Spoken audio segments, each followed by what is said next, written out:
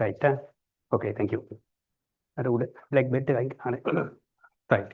So our objective, in fact, I have given the handout. I remember you recall my ground rules. This handout is just a synopsis, and then there can be some additional slides which I am displaying here, perhaps with some visuals, right? So therefore, don't get upset if you see some alien type of pictures or anything here, right?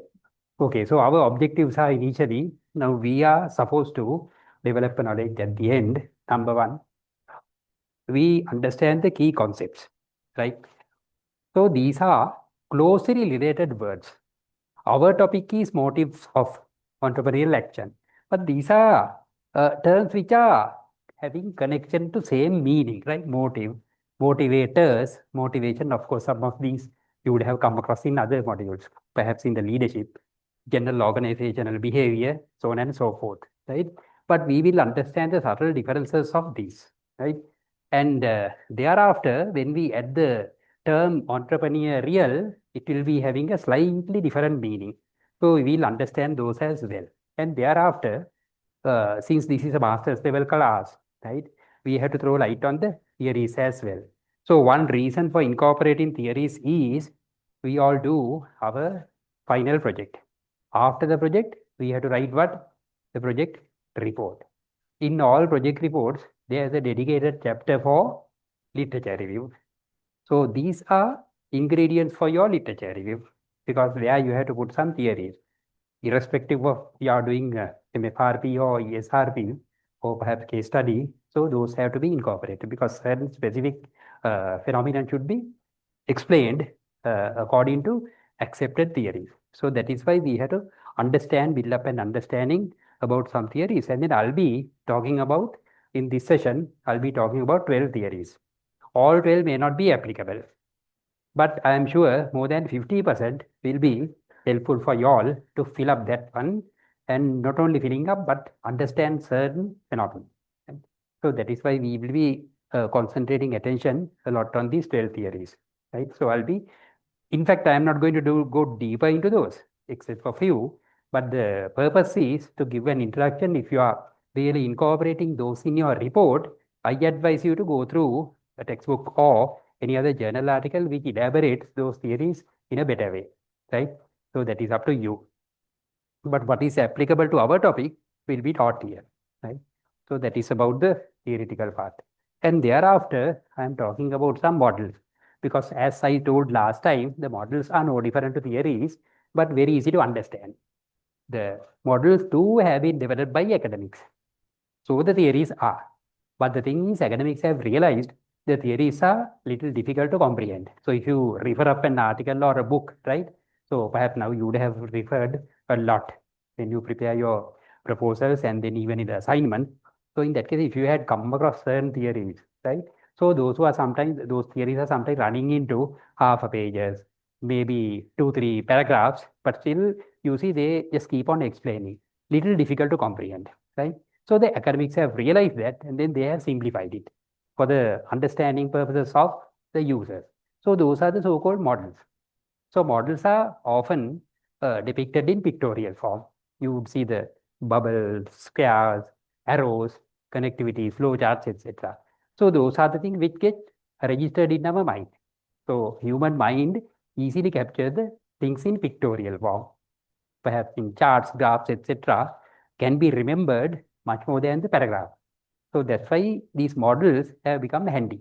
So theorists, academics have realized that they have developed the models based on the theories. So we will not be talking about well models, but I'll be talking about two popular models which are applicable to our topic today. So that's it. And the last one is the most important thing.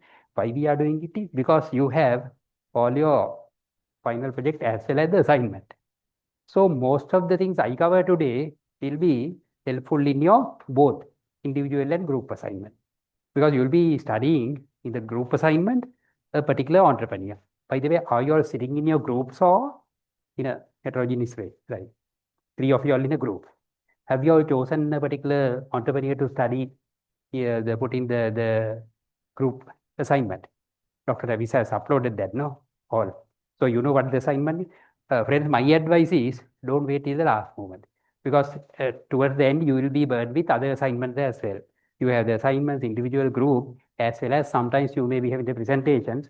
But in our module, we don't have much presentation. We don't have presentations at all, right?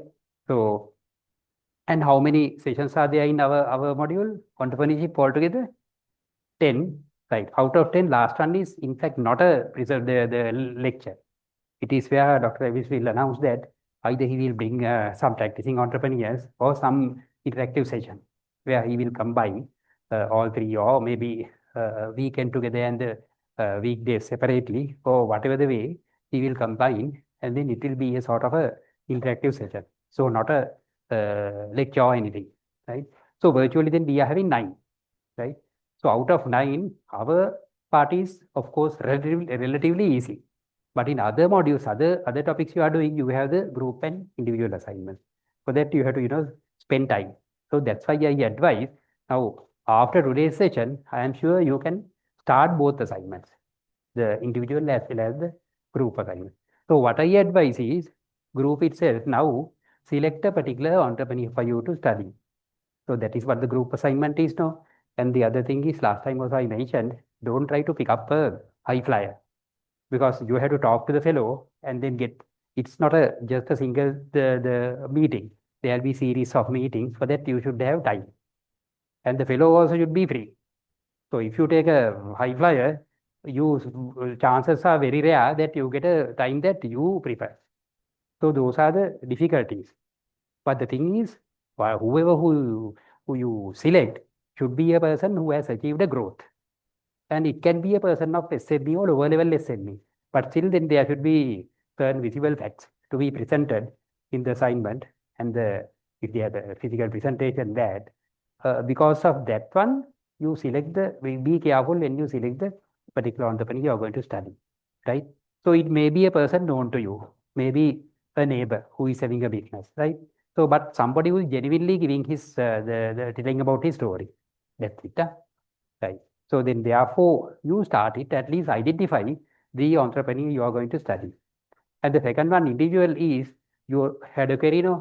So the thing is individual assignment where you are supposed to talk about your entrepreneurial journey, right? Where you foresee ahead some period of time that Dr. Ravis has given it. No? Therefore, even for that also, certain things will be helpful. So whenever I am talking about that, I will just tell. So therefore, this one, today's session, will be very much helpful in your individual and group assignment. In addition to that, it will be helpful for your project. So other than those who do the ESRP, even how many of you all are doing the case studies here? You are doing the case study, so quite a big number. In the case study also, what you do is you select a particular entrepreneur or company, no? Because they are the unit of analysis is the company, not the entrepreneur. So in the company, but there you are drawing the timeline, how the company has progressed. Are you studying about the progress or the success of a company or a failure of a company? Failure, success. So we don't do the failures because the reason is, obvious reason is we can't collect the facts, because now the company is dismantled and then no more. So you can't collect the people, collect the information, and even if you get hold of guys and then try to interview and capture the information, this information may not be genuine. Because the thing is that after collapse of the company, everyone will try to defend their role. They might say that, okay, they might try to put the blame on someone else, so then you will not reveal, you will not be in a position to reveal the correct the situation. So that's why we don't encourage the failures. It will be a success. So again, the same thing. So when you're talking about the success, right, then you have to talk about how the fellow has started the business, how the fellow has ventured into that particular thing that is now considering as successful. So in that case, where the motives, etc., motivations, etc., has to be touched upon. So that's why even the project, even sometimes the MFRPs, even the MFRPs, certain things will be there, because then there also you are talking about the success or some progress of a company, no? So that's it. So the company is anyway not a non-profit organization, it's a commercial entity. So this entrepreneurial related, all these terms will be helpful, right? So with that one, if we start, I will at the outset show you a particular visual, right? Do you know who this person is? Ratan Tata. Everyone knows Ratan Tata, right? Correct? Come, do you know who that person is?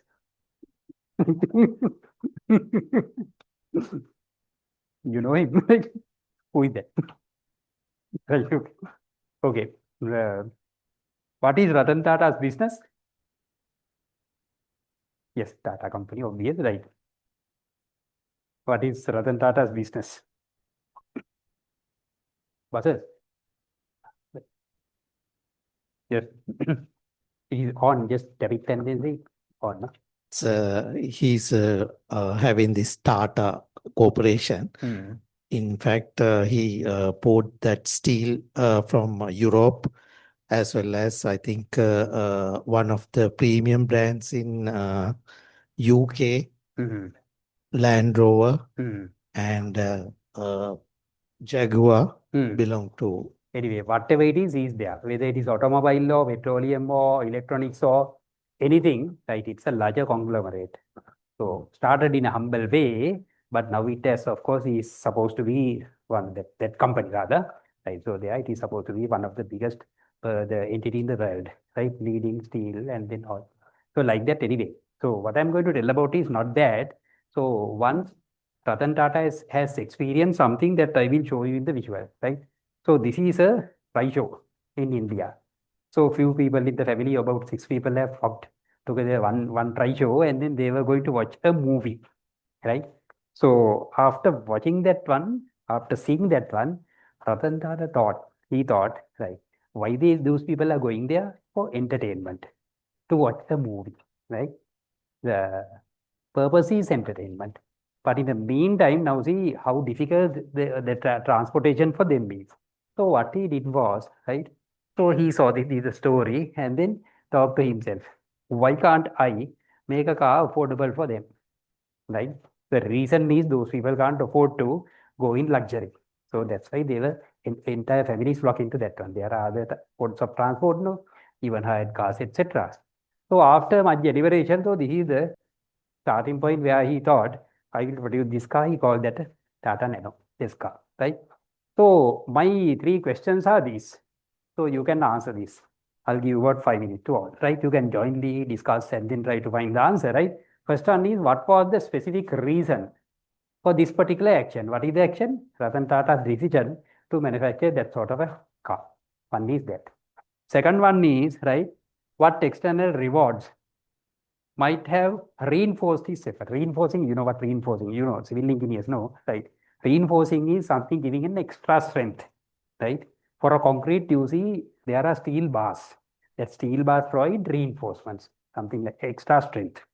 So what, now these are hypothetical things, no intangibles. What external rewards might have reinforced this effort, right? Because producing a car affordable, so with all these constraints, is not an easy task. But he would have been driven by a particular reward or set of rewards. So second question is what? That. Third one is, what was his underlying drive? So drive, that is, you see, it's a sort of a long-term time horizon. Drive in the sense, do you have a drive for the completion of your MBA? Yes, we all have, because the reason is it is not an easy task, right? Coming here for how many? Almost 2 years, right? Look at the time, and then all the bad weather.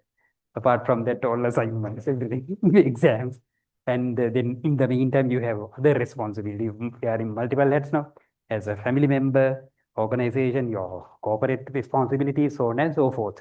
If you attach to social services, even those the social responsibilities are also there now. So like that, with that, it is not an easy task. So there, you should have a drive, some force. So that is similarly for Ratan Tata. What was his underlying drive? Are these three questions clear? Clear? Online ki dekhi na? Right. Online people, is it clear? Are you all with us? Yes, sir. Thank you very much. Is the question clear? Yes, sir. Okay, go ahead. About 5 minutes. Okay, friends, start. Three questions. These are not, they are in your handout. Right.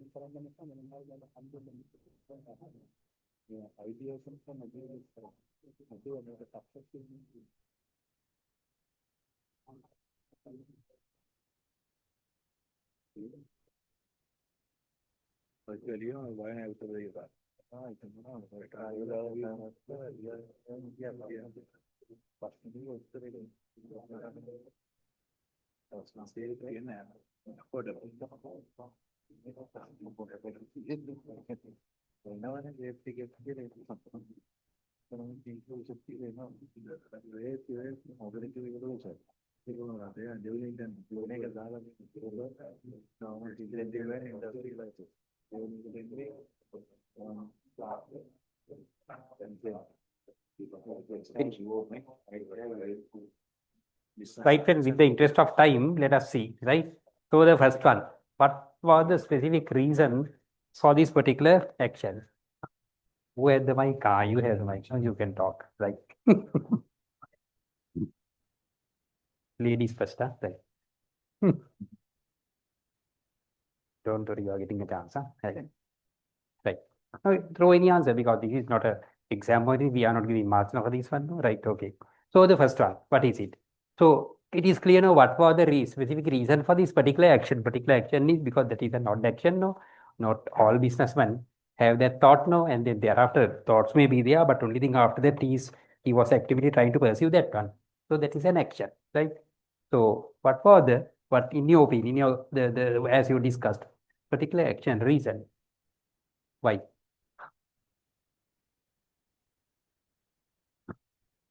Was he feeling sorry about these people? Right? Is it this action because he has seen, because that had triggered the scene, right? So perhaps the first time you would have seen that people are going like that, right? You would have seen, but for the first time you would have noticed.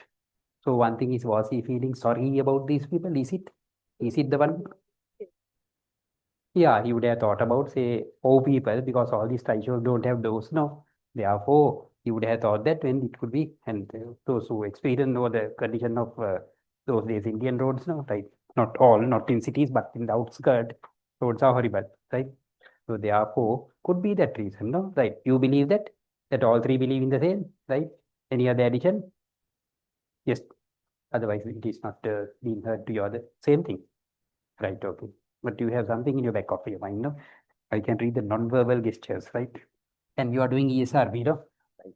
Well, the entrepreneurs are very famous in showing non-verbal gestures. Yes, my friend. Right. Same thing, or in the first one, is the same thing?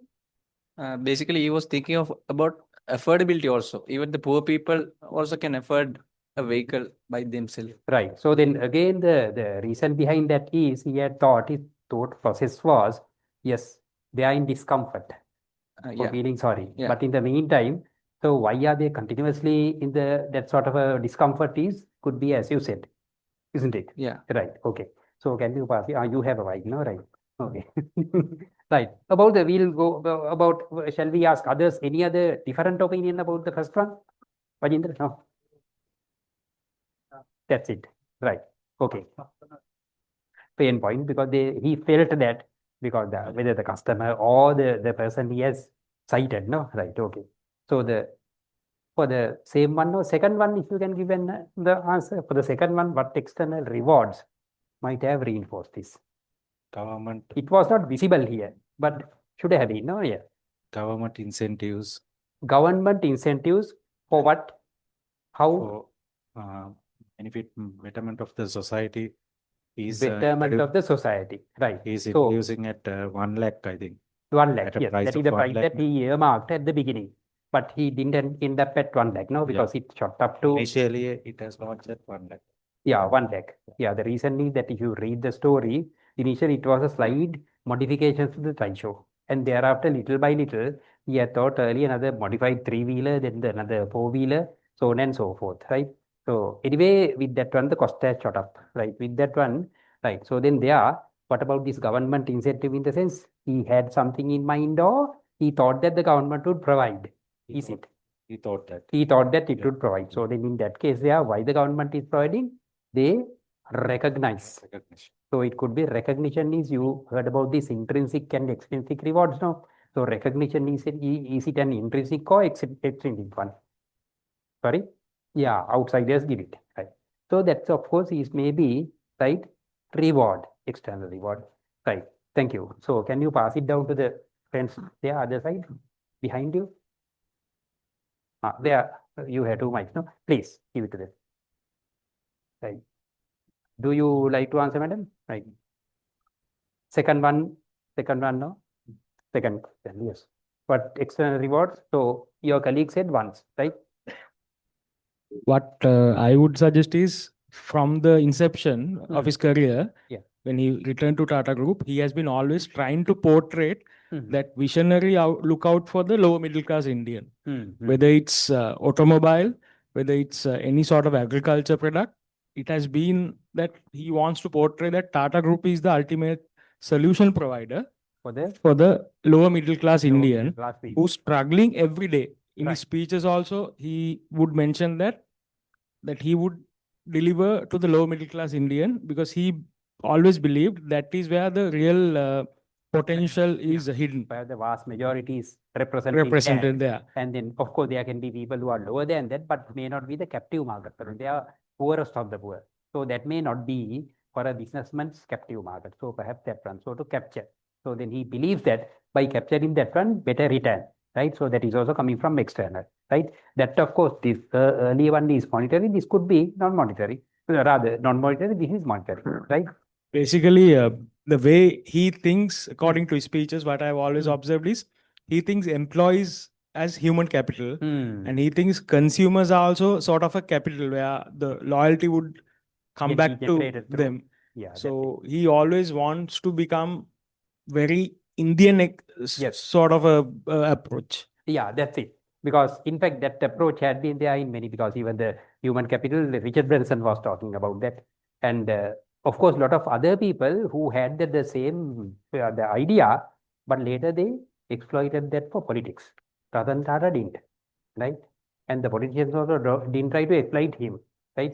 So that is the beauty of Indian culture, because even the civil servants, IAS people, they are technocrats. Politicians never try to politicize them, and vice versa is also not happening. So like that, that is the peculiar situation in Indian culture. So that is good. Thank you. Right. So do you have any other counter opinion, madam? Same thing, or right? On entire group, right? How about our friends? Yeah, that mass market, that is which is represented by the segment that he was talking about. Good. Right. Any different opinion, please? Do you have? Sorry, can you use the mic, because otherwise our colleagues online, they won't get the recording. Please. Yeah, same, no? Right. Okay. So the second is that where you believe that yes, there's a, you press it, then the sound will come. The reward is anyway coming, but only thing what sort of thing external, that is it, right? So now can I ask another question which is not appearing here? Are there any now these external rewards now? Aren't there any internal rewards? Could be, Yeah. right? Same. So there. So that is more connected to the first one. Second one is external, right? Okay, thank you. Then about the last one. So last one is what was his underlying drive? That is to sustain this so-called enthusiasm or whatever you call it, right? So can you answer, madam? Right? Can you pass down the mic, please? Right. Now that who is having the other mic, can you pass it down here to our principal?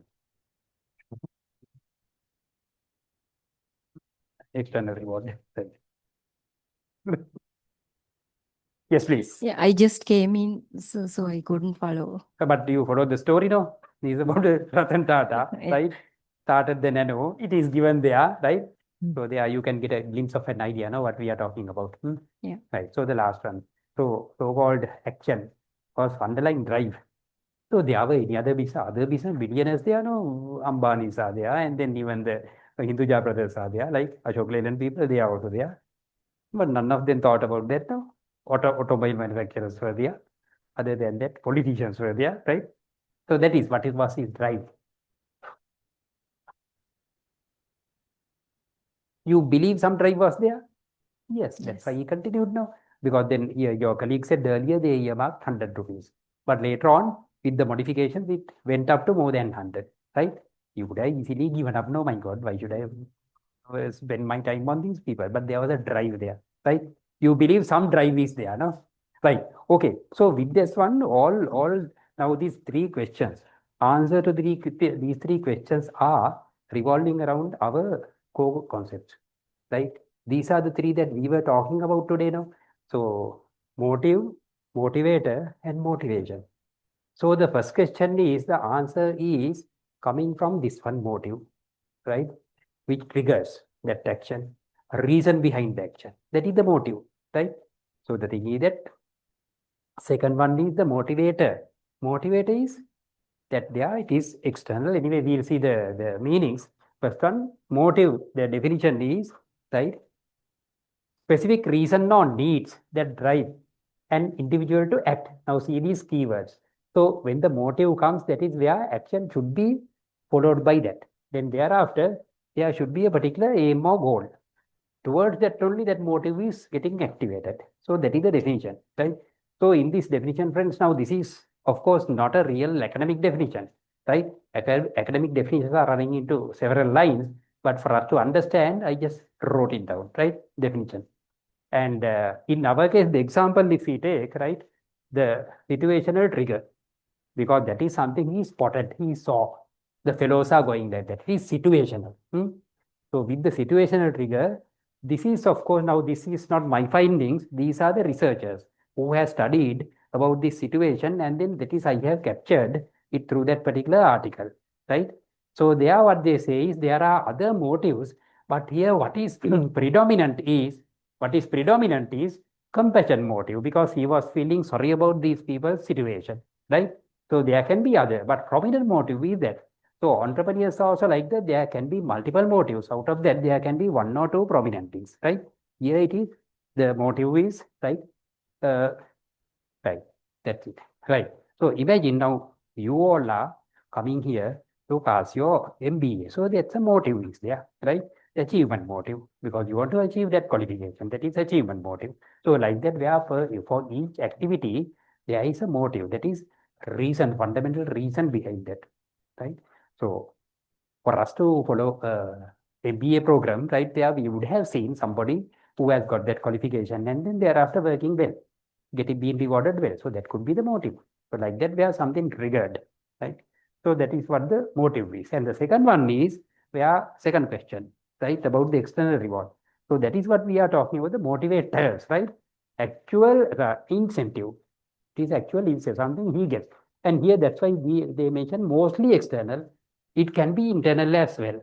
It need not be always external. Therefore, internally be or techniques applied to spark action, right? So that is something where somebody kicks you, right? Something like that is the motivator. You get a kick for that one to get activated. And thereafter, the example here is now, as you rightly said, recognition from society, maybe merits that if he, in a religious platform, the perspective that if he believes in the next birth or something, that is merit. If you believe that what you do will come once again in return, that's meritorious purposes. So merit, and then even potential to win awards, etc. And then because this entrepreneur is going after innovative work. So then this could be in India, there are awards for the best innovator of the year, best innovative vehicle, best innovative concept, so on and so forth. Could be something that his intention was to win that one, right? And then thereafter, third one is motivation, either drive. third question, answer to the third question. So it talks about, say, a broader construct, right? The broader construct that includes overall, now look at this one. It's a psychological process. All motivation, the term that you came across in all literature, other sessions. So this is a psychological process, right?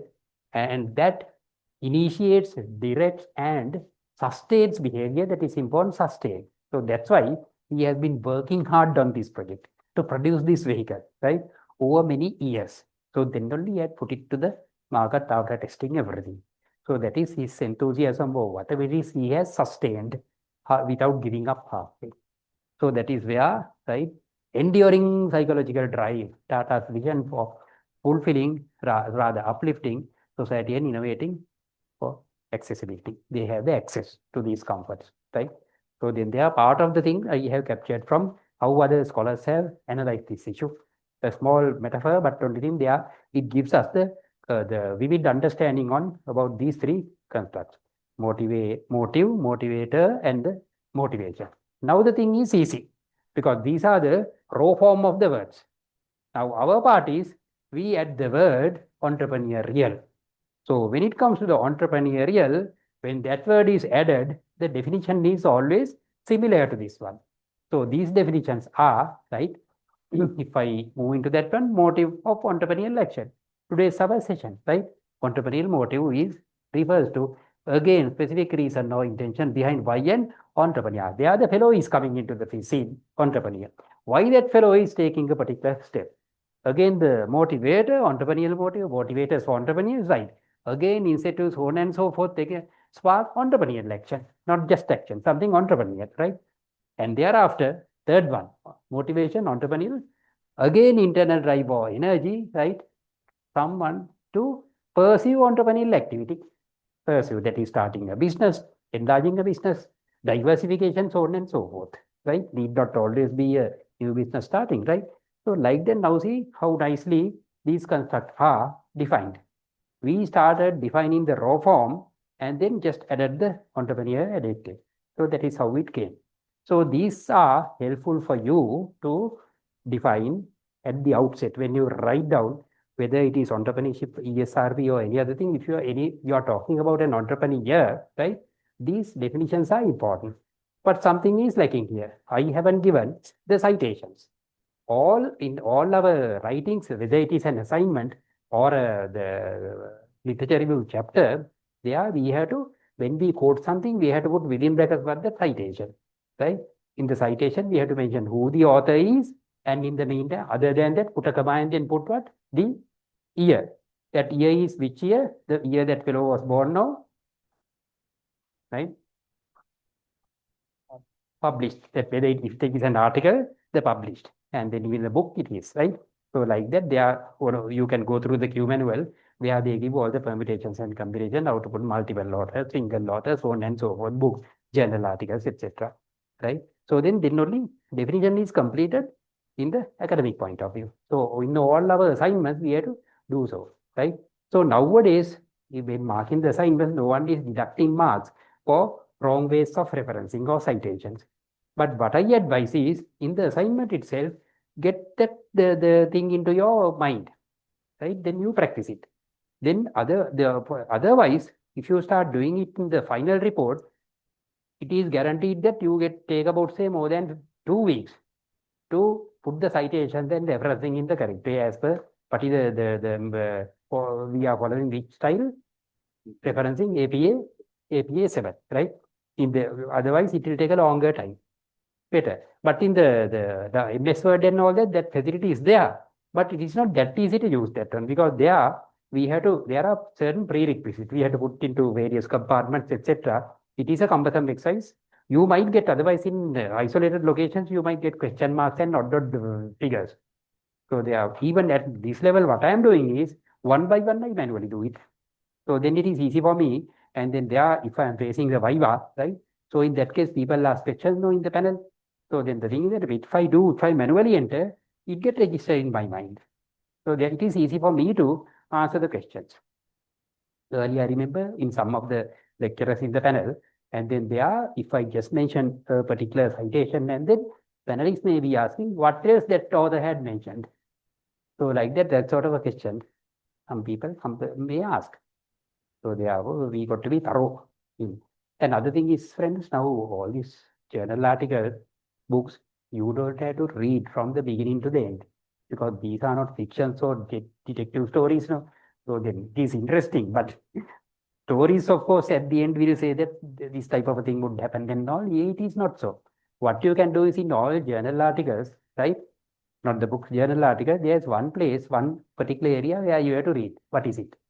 Abstract. You have to read the abstract. So it gives an understanding on what the things are there. And thereafter, keywords. To get the keywords, right? So then with the keywords are there, you want to use. So then go for those keywords and then see and then glide over the article, right? You glide over and then if you see some diagrams, models, graphs, tables, stop. And then just look at that one and try to understand. And thereafter see underneath what they have mentioned. So once you glide over, then you can see which area has to be focused on. So that's it, right? So anyway, so these, what I want to say is these things you have to incorporate in the assignment. And now I'm talking about your assignment. Then you are talking about a particular entrepreneur.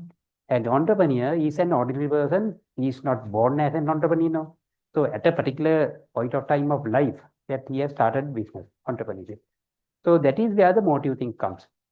So what motivated him? What was his motive? So those are things that you have to, when you are studying the person, you don't know about his history, but when you ask the questions, you should ask the question in such a way that those information would come from him, right? So that's it. Okay, let's see. So these are the definitions. Now I move on to, now let us see the mind map of entrepreneurial motives, right?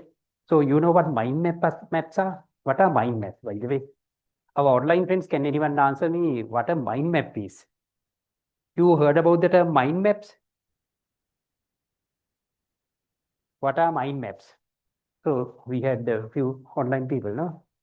Right? Yes. If you are still connected, can you answer? Or else, can I answer the physical audience? You have the mic with you, no? Second mic is with whom? Right. With you.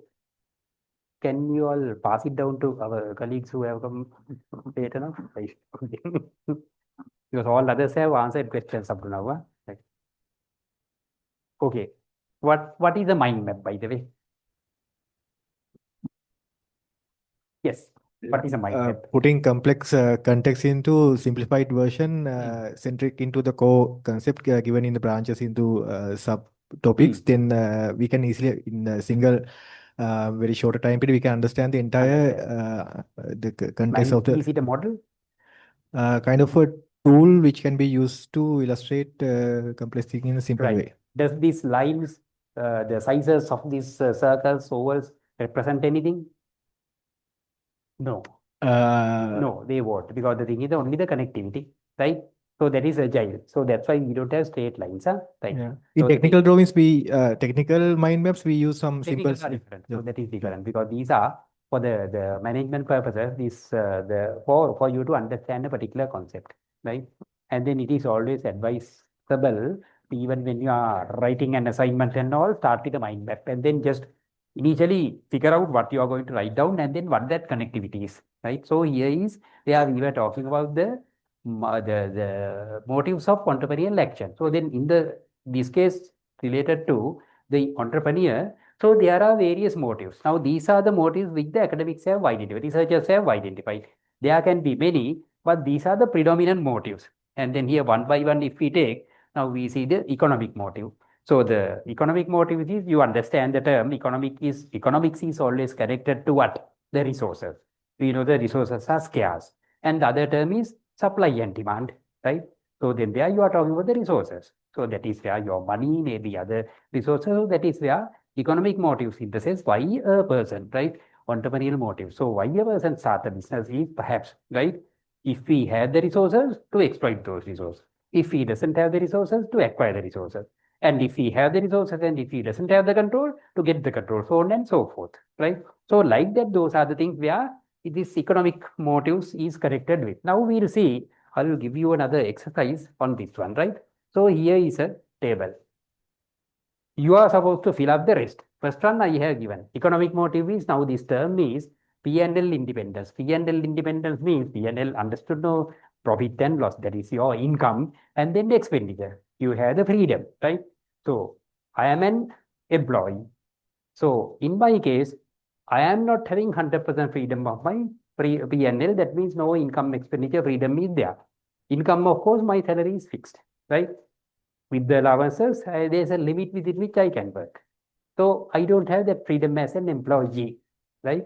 And in the meantime, as far as the expenditure is concerned, I have to spend depending on what I earn. So even if I get the temptation of buying something, right? So a fabulous car is there. So I want to get that one. No, straight away, I am not free enough to buy that one because I am not having the P&L independence. You understand that, no? Why somebody gives up the employment and becomes an entrepreneur to gain that freedom, gain that, right? So that is why, because you might say that when I'm doing a job, my income is limited. But when I'm on my own, I don't have boundaries. And similarly, I can spend anything. I am not accountable to anybody. It's my own business. So similarly, P&L, you understand the concept now? Right. And the other one is where the, right, economic necessity. So there, once again, we are talking resources. I don't have the resources, right? I have limitations. So in that case, I become an entrepreneur. Hey, now I have. I don't have a job, right? I don't have money. Then the one I'm going after each employer asking for jobs. That is not necessary now. So I have my own job. That is, I am the person who is starting this one. I have my ways of earning money. That's economic necessity, right? You understand the concept now, right? So friends, we'll work till for another 2-3 minutes, right? And just discuss, right? Is it clear? Exercise is clear? Our friends at back, clear? 3 of you all, okay, right? 4 of rather, right? So this also you can jointly do it. Today we'll be taking the tea break at 6:45, yeah? Otherwise there will be a clash between the other group now.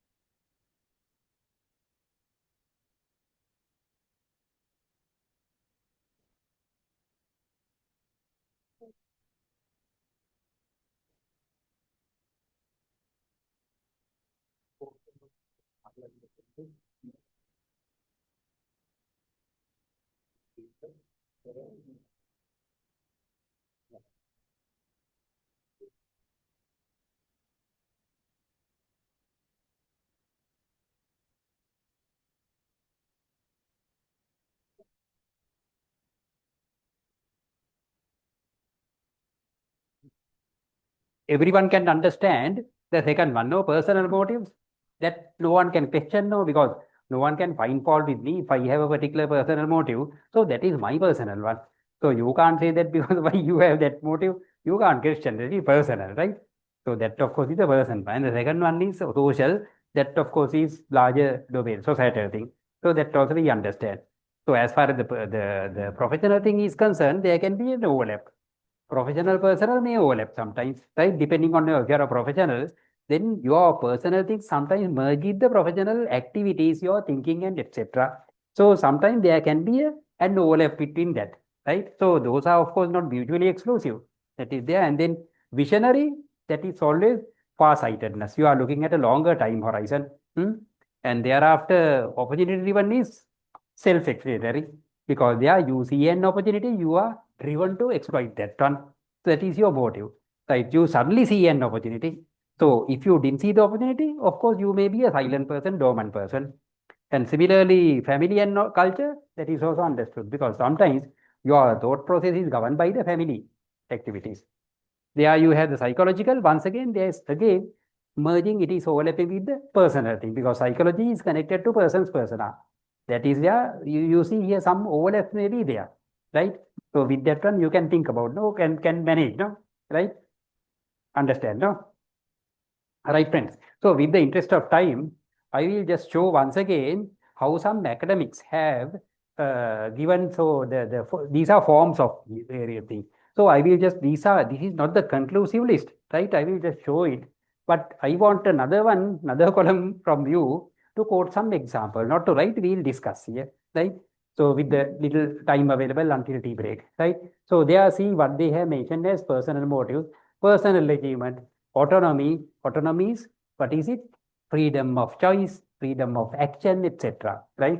I will give an example. So my background is, though it is engineering, I have been working in a bank now. So in a particular bank, the time there was a set of customers, right? Three guys who were in parallel in my batch, from Jagadhanpur University. So those three have started the apparel factory, garment factory. And then, fortunately or unfortunately, I happened to be following those people up their facilities. So later on, I found that, so every time these people are delaying their repayments. Repayments in the sense, now they are supposed to pay within 60 days. They are paying only the last day, 59th day. And sometimes there are certain other delays for which they are paying the penal interest, additional, huge amount. And a lot of other issues are there. So whenever I am calling, the fellows are not answering, etc. So a lot of other things are there. One fine day I told the fellow, now look, here you are not regular in your payment. And because of that one, you are paying additional interest, which could have been retained in your company, which could have been used for your other work. And even when you answer the calls, and then there your credibility is going up. So nowadays, now if we rate all the customers, you guys will fall into, if it is in the scale A, B, C, D, you will be falling into the bottommost one. So like that, I was studying. And then I asked him, why can't you do it? And I said that all other financial indicators, ROI, liquidity ratio, everything I was quoting, right? So here, look, good company, this is the liquidity ratio, the current ratio, this is yours. ROI, this is their company, this is yours. So like that, I was giving the comparison. And finally he said, yes, I know my ROI is low. I know my liquidity is bad, right? So he said everything, and then I am delaying the repayments and I am paying the interest. He asked me, so what? What is your problem? So he said, since I am paying no. So I didn't have any answer. So he said, then yes, what you are saying is right. But only thing, don't you realize that I have 3 garment factories. We have 3 garment factories. We have provided employment to 2,000 people. And he asked me, how many people you have provided employment? I have provided only to my servant, right? Only one person. So he said, now look, the service that I am doing. So if I were like a person like you, I'd be employing only one person. But now I am employing 2,000 people. That is why, right? Autonomy, right? My personal achievement. Though I am very bad in your financial ratios, I am having my achievement. That is personal motive. So like that, it is specific to the person. So rest, of course, you understand, no? Look at professional motives, skill utilization. If you are the accountant, finance person, right? If you happen to be in the finance related business, then you are using that one. It may be hindered when you are working as an accountant in the company, right? So on and so forth, you are the opportunity driven. And here it could be the first mover. You hold an opportunity before any other person exploit it, you are trying to do so, right? So these are explanations are clear, no? Right? Any counter argument, anything you feel that it is wrong, right? Could be, because there can be additional explanation, but these are. But my question is now, say, can you give an example of an entrepreneur who was predominantly driven, not solely, predominantly driven by economic motives? Any entrepreneur, right? That is where his sole motive is to perhaps, right, earn more, acquire more resources, So on and so forth. Can you mention any entrepreneur? Yes, that's it. Because they are every time he is looking at the profit and loss. If it is not profitable, he is not venturing into that one. Fair enough. But all entrepreneurs are not so, right? So look at the social one. Dr. A.T.R. Sarvode. Was he going after the finances? Right? Could be, because just to survive. So there should be, but that is the sole motive. But he's a successful person in that scenario. Then you talk about the visionary people, right? So any person who is going by future vision, sorry, Elon Musk, because knowing that, because that is future is technology, right? So there may be many, right? Even the Bill Gates at the beginning. So he shut down all the mainframe mentality and then introduced the personal company. Knowing that, right, it would be the market in future. So we can get scores of examples. Opportunity one understood, right? And then like that, family and culture. Family and culture. See how?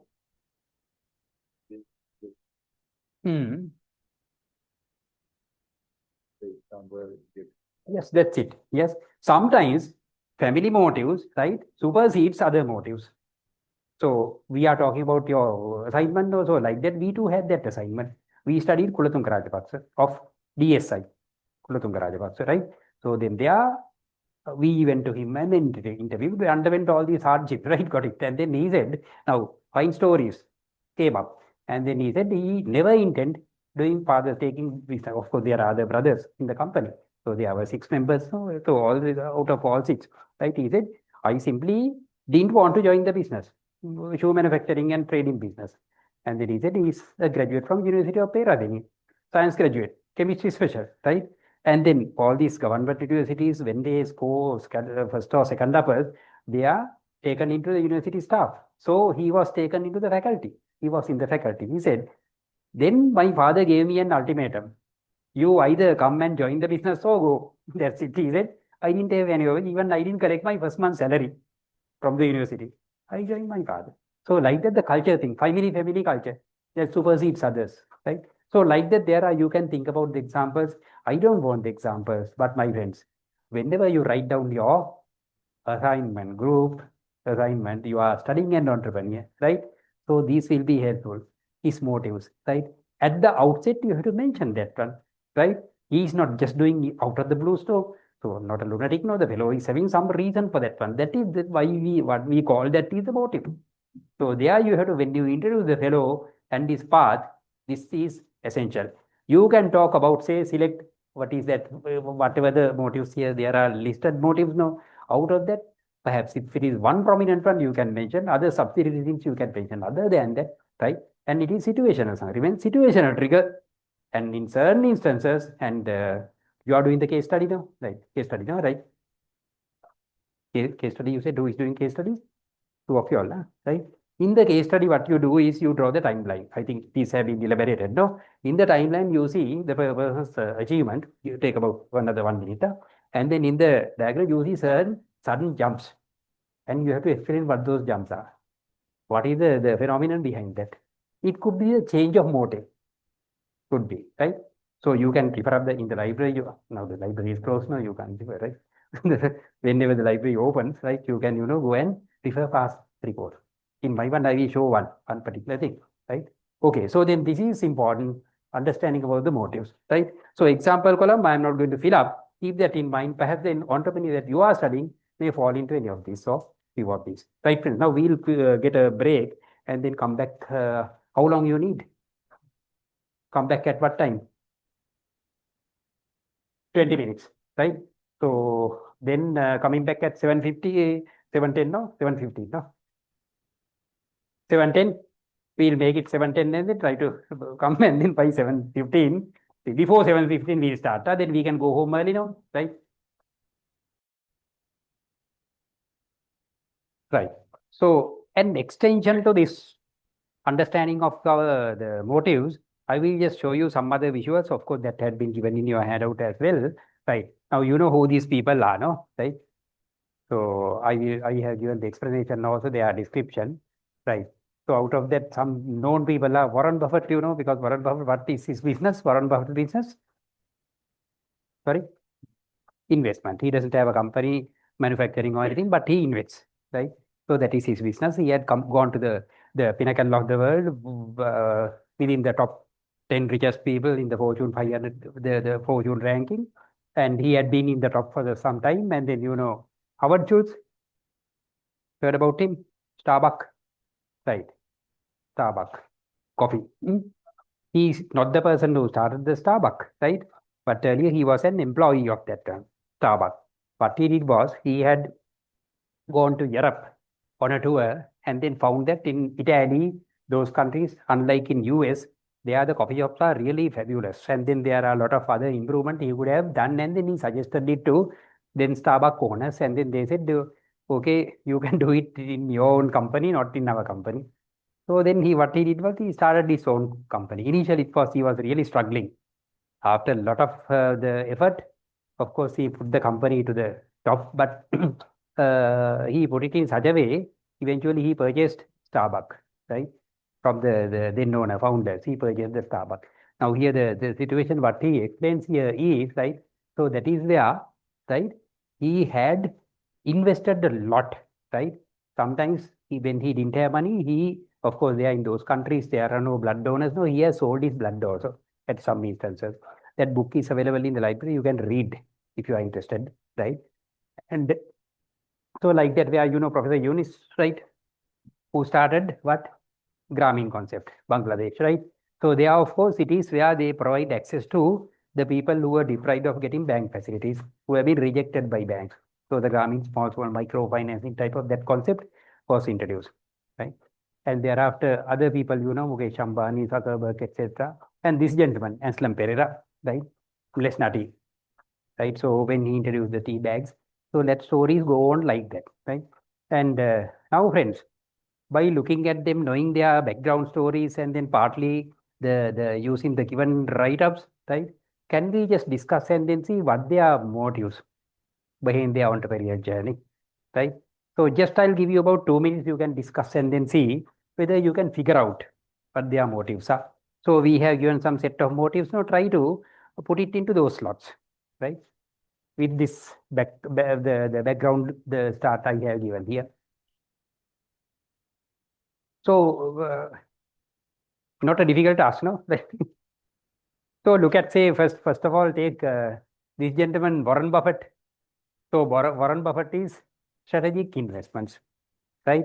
So always he invests his money, right? And in that case, he must be looking at what? The return. So you think in that line, right? And similarly, Professor Yunus is not going after money, right? Different motive, exactly, social, something like that, right? And so like that, we are just try to figure out.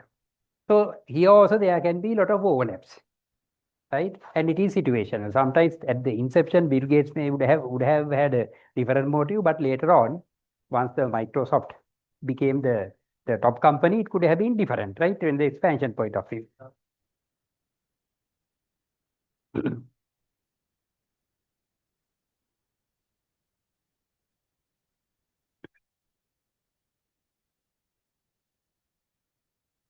So you have all entrepreneurs, all these people are known to you, no? So all, right? Heard about these people, right? Are your other group members have come, no? Right. All are in the same group.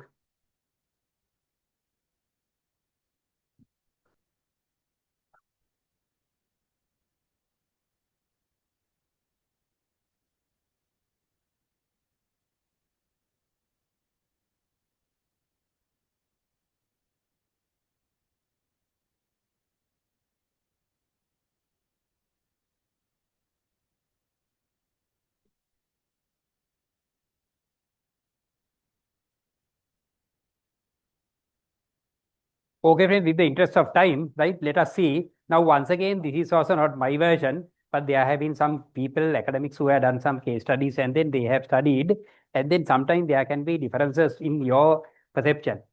Let us see how they have it different, but be mindful, it is open. Now, some people have who have interpreted in that way.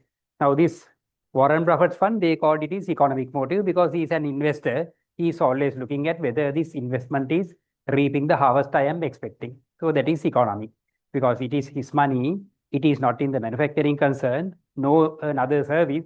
So therefore, purely the investment. So that is, he is looking at the profit and loss. That's it, right? But there can be other aspects of economic motives which are not coming here. So here, what is predominant, they have done. Again, this is not my version. This is what the academics have done, right? And thereafter, if you look at this, this is understood no social motive. And this person, Starbucks, because his whatever the thing explained here doesn't cover whether it is psychological or not. But initially, he had an intention of somehow implementing what he had seen in the European countries. So that is where driven by psychological. In addition to that, the real story goes like that. He had taken the Starbucks to the pinnacle. And thereafter, what he did was, earlier he was the CEO, he has resigned from the CEO post and became the chairman. You know, in an organization, chairman doesn't get involved in the day-to-day decision making, no, because he is the head of the board. That's it. Because they are looking at the overall figures, right? Giving the freedom to the CEO and other management staff to work with. And thereafter, they are looking only at the figures, board meetings, etc. And then after some time, he realized that the Starbucks is going down. Profits, all other financial indicators are unfavorable, moving unfavorably. So he thought that if this goes on like this, it will be a nosedive. So he again, what he did was, he resigned from the chairman post, right? Now he was bowing down to the principles of organization. He could have straight away, he could have done two things. One is, as the chairman, he would have given the directions. Hey guy, you do this, that, etc. He didn't do so. What he did was, he resigned from, he stepped down from the chairman post and became the CEO again. Then he took the control over all the action and brought the Starbucks gradually back to the original position, right? So he would have earned a comfortable retirement life, right? So I have started the company. My job is over. So I have this at the moment, the share availability. I will say I sell my shares, right? At this age, why should I work hard again? So he should have thought of like that, but instead he was driven by this thing. This is my brainchild, psychological motive. I have to somehow bear that out, right? So even this is not my interpretation. These are things I extracted from the book, Starbucks Story, biography of Howard Schultz. So there he clearly says why I again came back to Starbucks as the CEO, right? So later on in the Time magazine also, that had been there, the article, right? Okay. So like that, where, you know, thereafter, Zoom, was it there only after the COVID? No, before that it was there, right? Before that, intention of putting that is, he thought that one fine day we can cut down all these expenditure on physical meetings, etc. And then that's the one. Earlier it was not that glamorous. Later on, with the COVID as the motivator, rather moderator, it came into the limelight. That's it. So still it is there. So like that, so that is visionary part. So on and so forth. And this is the family business. So Dhirubhai Ambani business, then Mukesh Ambani took over. But of course, there are later various additions are there. He was also driven by economic and so on other motives, but these predominantly, right? So like that, we can see all this connectivity, and then this, of course, where you can consider, take this as a datum. Now, the exercise is this. You study a particular entrepreneur and then see, you can just check whether the certain instances, how the fellow, what sort of motives are predominant. If it is, say, at the beginning we are talking about, then at the beginning, what would be the motive? That's it. If it is a case study at a particular point of inflection, what would be the relevant motive? So that is what you are explaining, right? So with this one, if you move forward, and here I clearly mentioned, note that there are overlaps. There could be overlaps, right? That's the reality. And if we move forward a little, and then we see, right? Now we go into the process involved, because now after motives, we have to start action now, because that is where the entrepreneurship really starts. Motives is not, this is motives for entrepreneurial action. That is our topic today. So entrepreneurial action is not one-off, right? It's a process. So what do you mean by a process? What is a process, by the way? Exactly. Series of interconnected activities. So therefore, entrepreneurial process is something like this. Now, you want to get the MBA, right? So what is the process of getting an MBA? What is the process of getting an MBA? Is there a process? No. Right. What is the process of getting an MBA? Firstly, notice the advertisement of. Yeah, advertisement. So right? then apply Apply, the interviews, Then, But for you, there wasn't an interview, no? You came from PDM, no? Yeah. Right. but I was faced. No, I was faced for the Right. interview. A PDM you for the interview, no? Right. No. After that, this is Right. beginning of the MBA. Right. I was faced. Right. So then, whether selected or Right. not. Okay. But there's a screening process. You underwent that. And then thereafter, onboarding, registering, and starting the you don't make the payment. yeah. Economic motive is there. Right. Yep. Okay. So, Payment and yes, because those are series of, and after that, following the course, right? And thereafter, during our times, we had another criteria, 80% attendance rule. Now currently you are relieved of that, no? Right. 80% attendance rule. Right. currently it is at Now it is 60%. 50%. Are they exercising it? Yeah. Recorded. Right. Recorded, no? Right. Yeah. Oh. Yeah. That was the Right. Okay. What we did, that is thereafter you have to pay the exams, and then pass mark is there. Finally, you the project, and then project viva is there, and then overall average should have been above a particular mark, right? yeah. All these things should be satisfied, no? Right. Yes. So like that, this is a process. So similarly for the entrepreneurs, right? There is a process, right?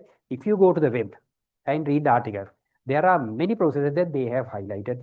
But here you have handpicked few processes which can be used for your assignment, right?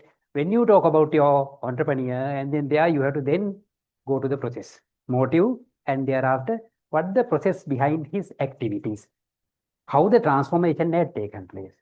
After that, what is his way of meeting the whatever the entrepreneur challenges. So that is what the process is, right? And even in the case study, so that comes in because they are after starting. So that is something all are putting the person is in the particular process. So the things I don't think this is there in your handout. First one is about, now say here with the references I have given. So it's a four-step one. So starting with innovation, triggering events, so on and so forth. Now here in all our citations, I have given the citation. No, in the citations we have the author, single law, multiple authors. So if there are more than 2 authors, are we putting all the names in the citation? No, only that put first name and the et al. Now, right? But in APA6, it was not. If you have read any reports which had been done in perhaps in 2020 or so, these past reports may have citations up to 5. In the citation, 5 authors they put. APA7, it is not, right? And then put the author. If there are 2, just put the end. And make sure now putting and or that ampersand or A and D. There are differences, right? When you put at the end, the exact phrase that is you have come across in the article, the same thing you are putting, just put at the end bracket name and the A and D ampersand and year. But if you mention something, so and so has stated, who has so mentioned, they have found posits, all these things in a sentence, then it is not ampersand A and D. You have to put A and D. All these examples are given in the Q manual. So now itself, when you are writing assignments, better be familiar with the way of writing those, right? Okay. Otherwise, I have seen all the viva, after facing the final viva, they are supposed to make the corrections to their report. Most of the examiners have just underlined those areas, wrong way of citation, right? Simply mention that, refer the Q manual, that's all. So then you have to scan the entire report and then do all this. It is a cumbersome. So better get accustomed now itself, right? Okay, but here, friend, now see, we have 2 years now, 86 and 2011. Why? That's not a proper referencing, no? In fact, that is not a proper referencing, not a citation. Why I have put it is, in fact, this has early been developed by the first author and thereafter modified by the second person. So if you refer up any article, right, we don't find their original article, but other people, scholars would have referred to this one. In most of the places, they have put like that because it is found by earlier the first person and then modified by the second person. So you might see, I don't know, right? So that's why to give that understanding, I have given both years, otherwise it is not the proper way of citation, right? So this is self-explanatory. Then the next one is a much simpler one. Yeah, Shane and Venkatraman. So we have the book here in the library, Entrepreneurial Process by only first author, Scott Cheney. So that is there. So there they have given this process. Very simple, but only thing within the first box, other 2 are embedded. So because everything action is there, but only thing they are every time talking about opportunity related thing, opportunity exploitation, so on and so forth. And the next one is this is something where I apply. So this is we are having 5 steps. So one peculiar feature is, right, you talk about opportunity recognition and look at this one, feasibility screening. That is essential, right? Any entrepreneur, even especially at the startup level, right, screening. But entrepreneurs do so, right? But not specifically they mention, even if you interview a person, how did you do your feasibility, right? By that way, they may not say because it would have happened absent-mindedly. In the process, that process would have been going in their head through their experience, exposure, so on and so forth, right? But actually, that is a process, feasibility analysis. But there we can't just neglect that one and then talk about how we had done the feasibility part, whether the business is feasible. That's why in all your proposals, especially if it is ESRP, we put weightage on the feasibility. How well you have determined that the business you have in mind is feasible, right? Okay. Then this is important, resource assembly. That alone is not enough. There should be adequate resources and the entrepreneur is mindful of accumulating those resources. That step is very important. And so on and so forth. This finally harvesting in the sense whatever thing. After doing so, where you are getting the return. So that's it. That's a process. It's, of course, it won't stop there, but this is initially how the process works it, right? And the thing is, this process is, yes, that is there, but we have to find out what are the motives applicable to each stage. So next level, in the next one I have taken, in fact, this is once again not my one. This, even if you go to the internet, right, you might see this diagram under these authors, right? Baron and Shane, it is there. So it is the same thing I have taken. I have just taken the copy of that one and put it, right? So there you see certain motives. In the opportunity recognition part, it is basically the opportunity, obvious, no, because you are talking about the opportunity. If the fellow sees the opportunity and seizes it, so that is what we see, hey, motive is opportunity recognition. So all entrepreneurs, what they say, they have a good nose. They just snip and then see where the opportunities are, right? They never miss it, right? And initially they figure out all the opportunities. So they are driven by that one. In the competitive world, to outsmart another person, there you should be smart enough to spot opportunities which others won't see. So that is the motive that they are behind it, right? And similarly, economic, all these are, of course, you can justify, right? Then your application is not to stop with the entrepreneurial process. In your assignment, you have to figure out what the respective motives that were in play at that time, right? So that is what you are doing. That part you can draw this one and then see whatever. And in your entrepreneur, this sometimes these may not be there. It may be a totally different set of motives. Fair enough. It's all as long as you explain in the case study. Again, you explain. So what are those? Of course, that will be taught. There are several workshops now for the case study. During that time, you would be taught what to write. But these I'm just giving the introduction on that one. Assignment, you can just put those, right? So now see, when you capture all these things, so you can easily exceed the number of specified pages, no, for the assignment, right? But for that one, you have to get the information, and the entrepreneur that it should come from his mouth, right? Not your imagination. So during our time, and then they are in the same assignment, so we had Dr. Travis Pereira said, if we bring that entrepreneur to the class when we do the presentation, we get additional 10 marks, right? So then people, they were determined to bring the entrepreneur. At the end, he is supposed to talk something about his journey. So in that case, you can't have any contradictory thing in your assignment. No? So therefore, you will get caught red-handed if you bluff there. So therefore, during that time, we are really vigilant to incorporate all the correct facts, right? In case studies, it doesn't happen, don't worry, yeah, right? Then, but only thing in case studies, you do the interviews now, and you should have the recording, right? You should have the recording. Sometimes I have seen in a particular Viva panel, some panelist, they ask, okay, just replay the recording, right? And then you have to get the recording, whatever, through your phone or any other recorder, and then just ask how you, and I got to listen to that fellow's original voice, just to replay the recording. So like that, they are just taking it. But for the last 2-3 years, I have never been in that panel, case study panel. But in a particular year, myself, Dr. Ibam Singh, we did case studies. We were the supervisors. right? So then there, of course, we did it in a nice way because all three supervisors, we got together. All workshop, we had the combined. So there is no different voices in that case between among each supervisor. So therefore, that was our strategy. All workshops we did jointly. Right. So then they had basically, I don't know, because those days I had 21 case studies. Now, entire number of case studies, I think 17 or something, no, this time. Or less than that. Number of case studies, options, very little, no? Right. I don't think it is a total less than 20, I believe. Right. Okay. So anyway, now you understand no, the learning point, and then this is something you can put to your assignment, right? Okay, let us move forward because that is where the motives at different stages. Well, now if we move forward, right now, okay, after all, what is the desired outcome? You get the motivation, there are the motives, and thereafter put it into the action, tag it to the process, it leads to what? There, that is where you are talking about the results. Desired outcome of motive-driven action of entrepreneurs. So let us see now in this case, I will be just gliding over because here the success we define in three ways. One is under self-explanatory micro level. So micro level is simply to say that it is near survival, minimum ROI. And entrepreneur's personal level. He doesn't look at the company's level, no, it's my success, his personal success.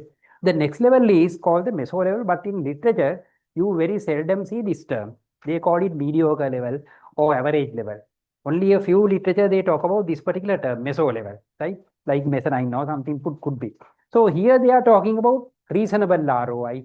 And then now he's looking at the business goals, earlier personal goal. That is, as long as he's settled there, successful at that level, then you can say this fellow is successful at meso level, right? And there you see then when you talk about the journey of the person, starting with the micro level, how fast he had achieved the meso level, so on and so forth will be there. And the next one is obviously the macro level. So macro level has no limit, business sustainability, so on and so forth. So I gathered from this particular literature. And the reality is, right, so out of the total, now they had done a survey and this holds true, less than 10% new ventures reach macro level in less than 10 years. Another 10% reaches meso level similarly, but the pathetic situation is 80% either close down or remain at micro level. Most of the developing countries, it is a situation, right? So it is up to us to reverse that. And all these, those who are doing the ESR may reverse that situation. Well, and in addition to that, there is the reason for why we should promote entrepreneurship. So that also I will just mention. So that is where, right? So look at this one. Entrepreneurs are needed because this is needed because they are supposed to contribute to the country's GDP. All economic development should be spearheaded by the entrepreneurs because these are free economies now. Those are the socialist regime is no more. Earlier, Soviet Russia, China, those countries have centrally planned. The government decided, but now that is not so. So there, somebody should take over and then work. And then here, even the entrepreneur, the employment generation, so on and so forth, government can't provide employment to everybody now. So therefore, it is all entrepreneurs, those who shoulder that responsibility. And here, there is a concept called the middle income trap. So how it comes is where we classify the countries, right? Not only countries, according to this metric, per capita GNI, gross national income. And in some researchers, they mentioned that not GNI, GDP, per capita GDP, right? So here, whatever it is in whatever the measure, they classify low income countries, lower middle, upper middle, and high income countries, right? So those are the threshold levels, US dollars. And Sri Lanka earlier, but in your handout, I have given 2023 figure. Now here I have updated with 2024 figure, right? I think your handout, I have given 2023 figure. 24 figure is where Sri Lanka, this is the situation. And earlier we were in the upper middle and then we have slipped down. Either we have slipped down or other people have overtaken us. That is the situation, right? So here the situation is now what is meant by middle income trap is throughout the world, most of the countries have successfully surpassed, gone into the middle income level, but they had got eternally trapped in the middle income level, right? Due to some reason, they can't come out of that. And that is called the middle income trap, right? They get trapped. Very few countries, South Korea, Singapore, Thailand, those people have come out of that. Other than that, Rest is still there. We are struggling. Most of the countries are struggling there. But my friends, we can't take larger countries into this classification, because the countries like India, if you look at per capita GNI, it may not be that fabulous, because there the population is very high. Per capita, you divide by your denominator is the population, no? So therefore, that figure is not that attractive. But still, if you take, on the other hand, countries like Qatar, very small countries, income is high, you see it is rocketing up, right? So like that, this is not the sole indicator of the economic the prosperity of a country. But for this purpose, the income level, we take this, right? Because those countries who are low in the GNI per capita, entire GDP level, they are very high. But our country, we are neither there, right? So on the corruption index and all, we may be at a higher level. But other than the all economic the things, right? Right, whatever it is, what I want to do is now, who is responsible for taking the countries out of the middle income trap? That is the job of the entrepreneurs, right? Because now this gentleman had done the research. Singapore, South Korea, and those countries who have come out of that one is due to these two reasons: homegrown innovation and high value services. So those are the two areas where they can easily sharpen and then take the countries out of the middle income trap. The countries done that. So that is in the hands of the entrepreneur, right? So that is why they are innovative. All these things come into play. So that is why all more non-entrepreneurs have to become entrepreneurs, right? When we study about the entrepreneurial journey, we should not stop at that level after submission of the assignment. We build up some knowledge base. With that one, we can do the consultancy, provide the consultancy. Even the place where we are working under some other person who may be an entrepreneur.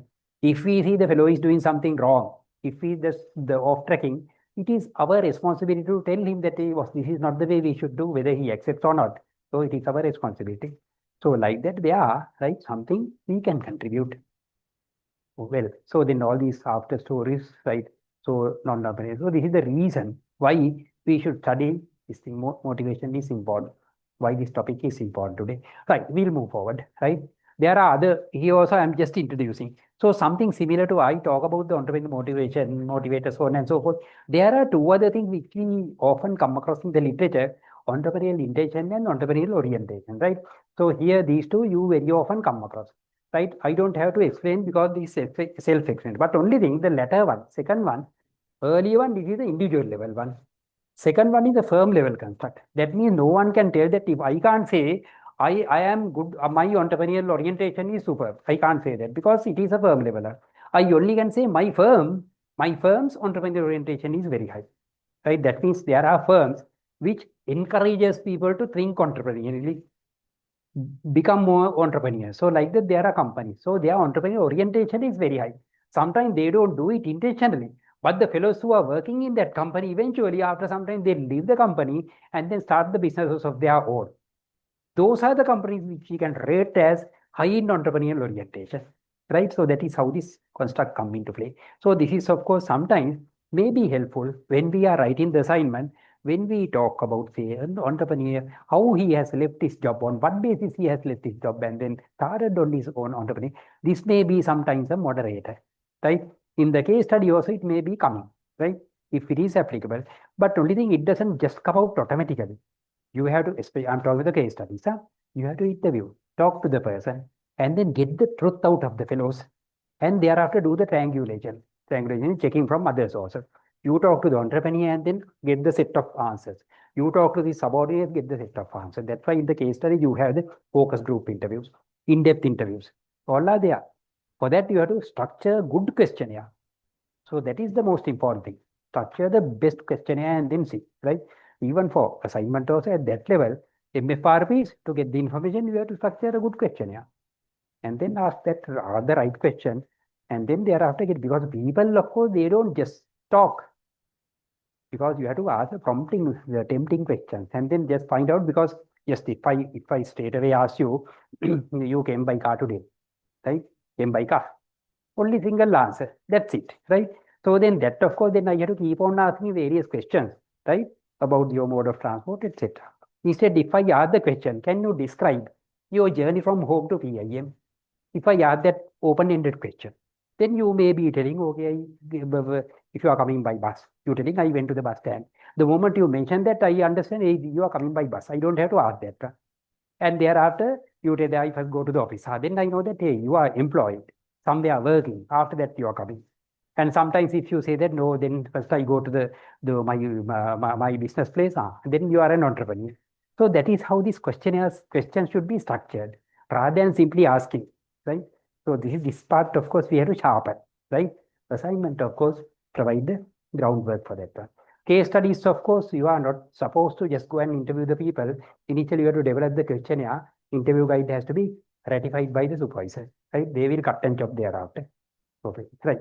Okay, so like that, these are helpful in identifying the position of the entrepreneur or the company you are studying. Right, let us move forward. And then now we go to the theories, right?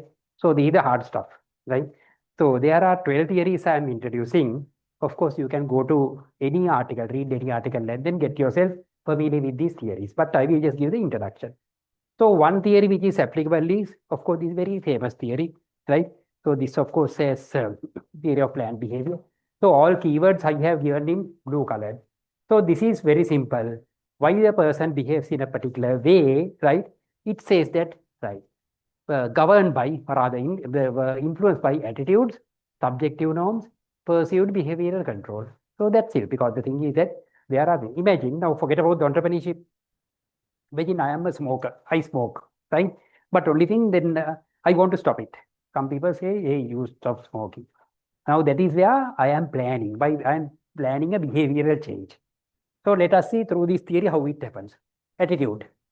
First of all, I should have the attitude to stop smoking. If that is not there, nothing will work. No. So I should develop the attitude that, hey, somehow I have to stop it. So attitude is important. Second is subjective norms. So sometimes we see that, hey, these places you can't go and smoke. So these are places where the people are there, and then environmental pollution is prohibited, and you can't smoke. Some people, of course, they don't like that tobacco smell, so I better not. So if it is an audience where I'm going to a wedding or something where you get all these fragrances, there scents and all, because in that case, if I smoke and then go with the tobacco smell, I'll be an outcast. No, so therefore that is subject to no. In these places, you should not go and smoke. So that is, yeah, even if I have the negative attitude, that I control myself, right? Subject to no. Third one is what? That is perceived behavior control. So thereafter I feel that, okay, this is injurious to my health. Therefore, I have to change my behavior. Though I like it, though I prefer, but still I should stop it. So that is something that we have to, that is how all three in the combination will change my behavior. Theory of planned behavior. It is not happening automatically. Planned behavior. So that is what the theory says. How it is related to us. Then comes to our assignment, entrepreneur, right? How he had become the entrepreneur, how he had worked, how he had sailed across all the difficulties. When in your entrepreneurial journey, when you are talking about all these things, you explain. That's it. Case study, right? Where when you talk about this, it's not a fiction. It's a story, but never forget this is a research. In the research, in each instance, you have to explain what is happening behind that in the academic perspective. And you said, okay, this person has made this decision behavioral change. How can I explain that one high? Then you correct the theory of planned behavior. According to theory of planned behavior, and these conditions are fulfilled, that means that his behavioral change is justified academically. So that is what the case study needs. In the assignment, we don't go into that depth, right? But still, remember, this is at MBA level assignment. We are not just writing a story, right? If it is a newspaper article, that is a different story. You talk about the entrepreneur of the year, write a nice article. They never talk about this. But at our level, we have to inject all this academic stuff there. That is where, if it is applicable, yes, then your richness of the article is, your assignment is very high, right? Okay, so with that one, because all this eventually, you are supposed to write down some papers, technical papers, review papers, concept papers, etc. No? So it is not confined only to research people. Everybody have to write, because in last year, 24 batch, right? We have 29 people who did ESRBs. Out of the 28 submitted the final report. And there, of course, you would have seen, I don't know if you have seen, they conducted an exhibition there, right? I think during the time their new batch came, there was an exhibition. So that exhibition takes place. In our batch also, those who are doing ESRB, they have to showcase their products or services, right? And then there, after that one, the vice chancellor said, all these people, 28 people, you have to write some conference papers. So that is where even research papers are not a property of those who do MRT research. Even we also can, we have to, right? So that's why all these we have to get ourselves familiar to this one, right? Okay, this is one theory. So now to understand this theory, let us see our famous friend. I haven't given that in your handout. Huh? Look at Warren Buffett activities. Just try to explain what he did, what his activities are, according to the theory of planned behavior. Of course, there are maybe other theories, but just to understand the theory, main points of the theory, let us take that example, right? Okay, attitude. So attitude is towards the behavior, not just attitude, no. Because Warren Buffett he doesn't want to stop smoking or anything because this is the behavior as the businessman he thought, right? So positive attitude towards value investing. If we invest in the shares, what we look at is, hey, whether the share is appreciating, right? If I buy the share at say 100 rupees, I am every time looking at the newspaper stock market review and see that, okay, my aim is to get 10%. The moment it becomes 10% more, I sell it, and then that is my intention. Our friend is not so. Value. Look at the business, whether they generate value. Value creation is there. If that is so, in the immediate future, first few months, it may not be appreciating, but still he clings on to that one. Thereafter only, because his intention is, that is his attitude, right? Not to make a quick buck. Thereafter, his attitude favors patience, right? Lot of people, business are impatient. Lot of people who invest in them, they are impatient, right? But he's not so. So that is a peculiar situation of the Warren Buffett case. Okay, next variable, subjective norms. So there, this is, something we call on the contrary means the opposite, contrary. So that is the word they have used it. In fact, again, this is not my interpretation. I have taken it from those who have done this analysis, right? One technical paper, I have summarized it here, right? So here, that means herd behavior, what all others do, herd behavior.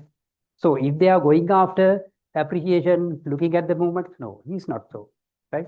Different. That is independent thinking, resist market noise. All these stock market analysts, everybody, sometimes they talk about when you advice from the get the stock market specialist, he doesn't listen to that one. He has his own way of analyzing. Not going, so that is his norm is going against the norm. That is his subjective, right? Okay, then other thing is perceived behavioral control. Only invest in businesses he understands. His biography is available in the library. That is called the Snowball. Available in the library. Whenever you have time, you can read it, right? And then in that one fundamental advice he gives to others is, if you do not know about that business, better not invest in that one. And he said, I don't know about the fisheries. I never invest in the fishing industry, right? Fishing futures or anything, I don't. Because I don't have the knowledge. But some other people are not so. This is his way.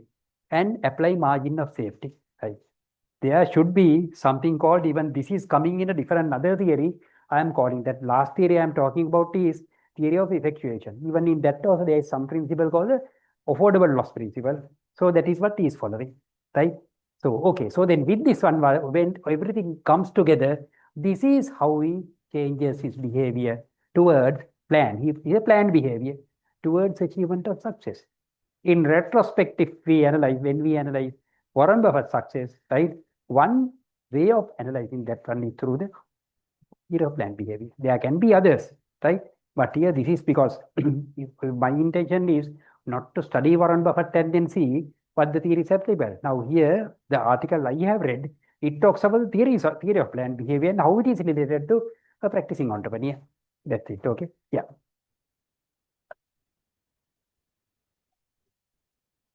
Yeah.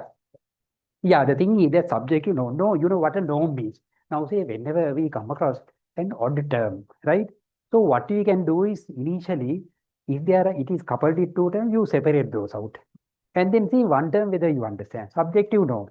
Norm, yes, we understand. Those are the standard beliefs, right? So, those are norms, right?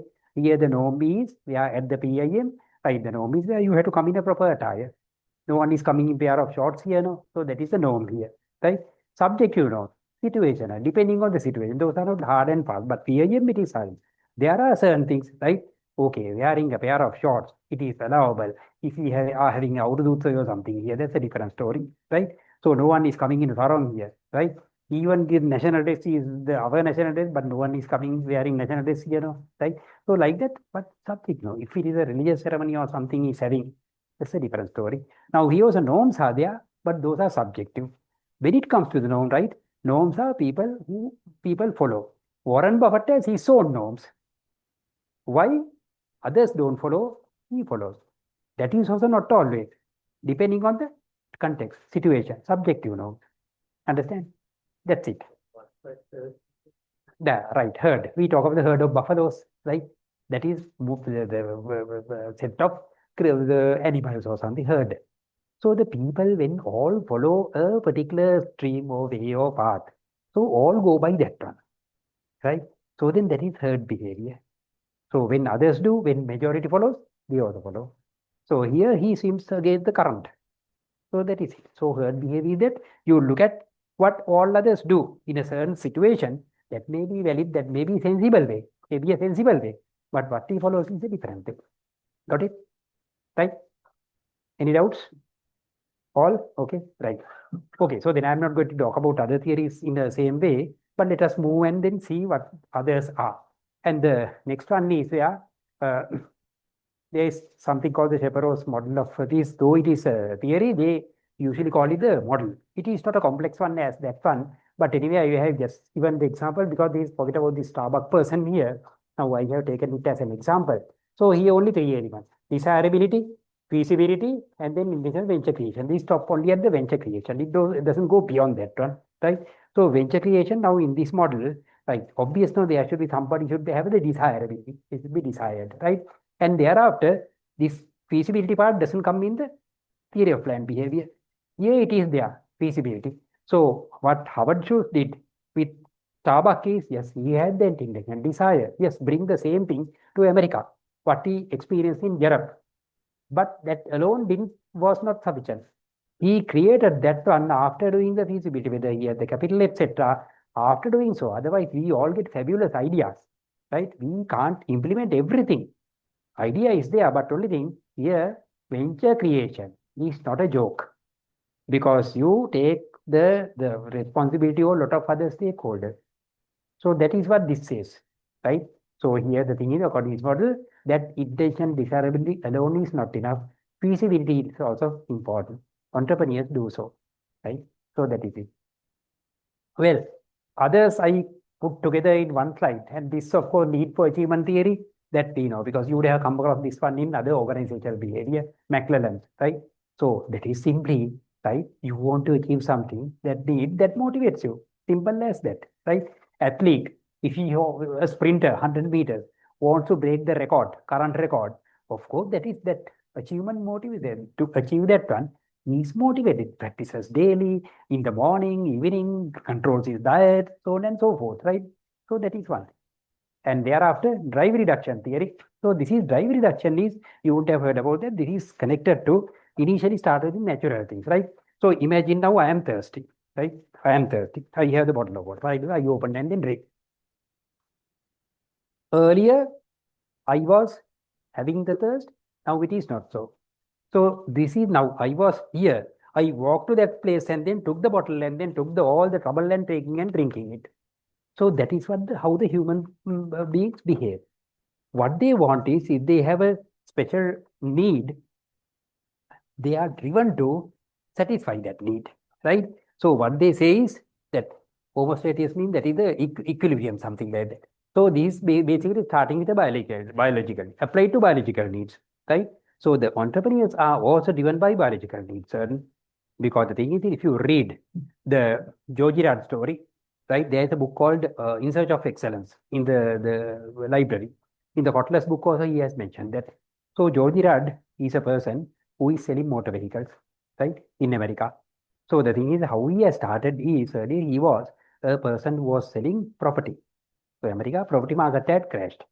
So he wanted to start something, earn something, because he was going from place to place asking for jobs. And he said the reason is my children are starving at home. I don't have anything to feed them. So that started with the biological need. right? So like that, where they start, that is what this theory says. Okay, the fourth one is cognitive dissonance is, it is something like you're making your mind up. If something happened to us, which we didn't expect, we are psychologically down. But entrepreneurs are not so. So that is what this theory says. So if there's a dissonance, right?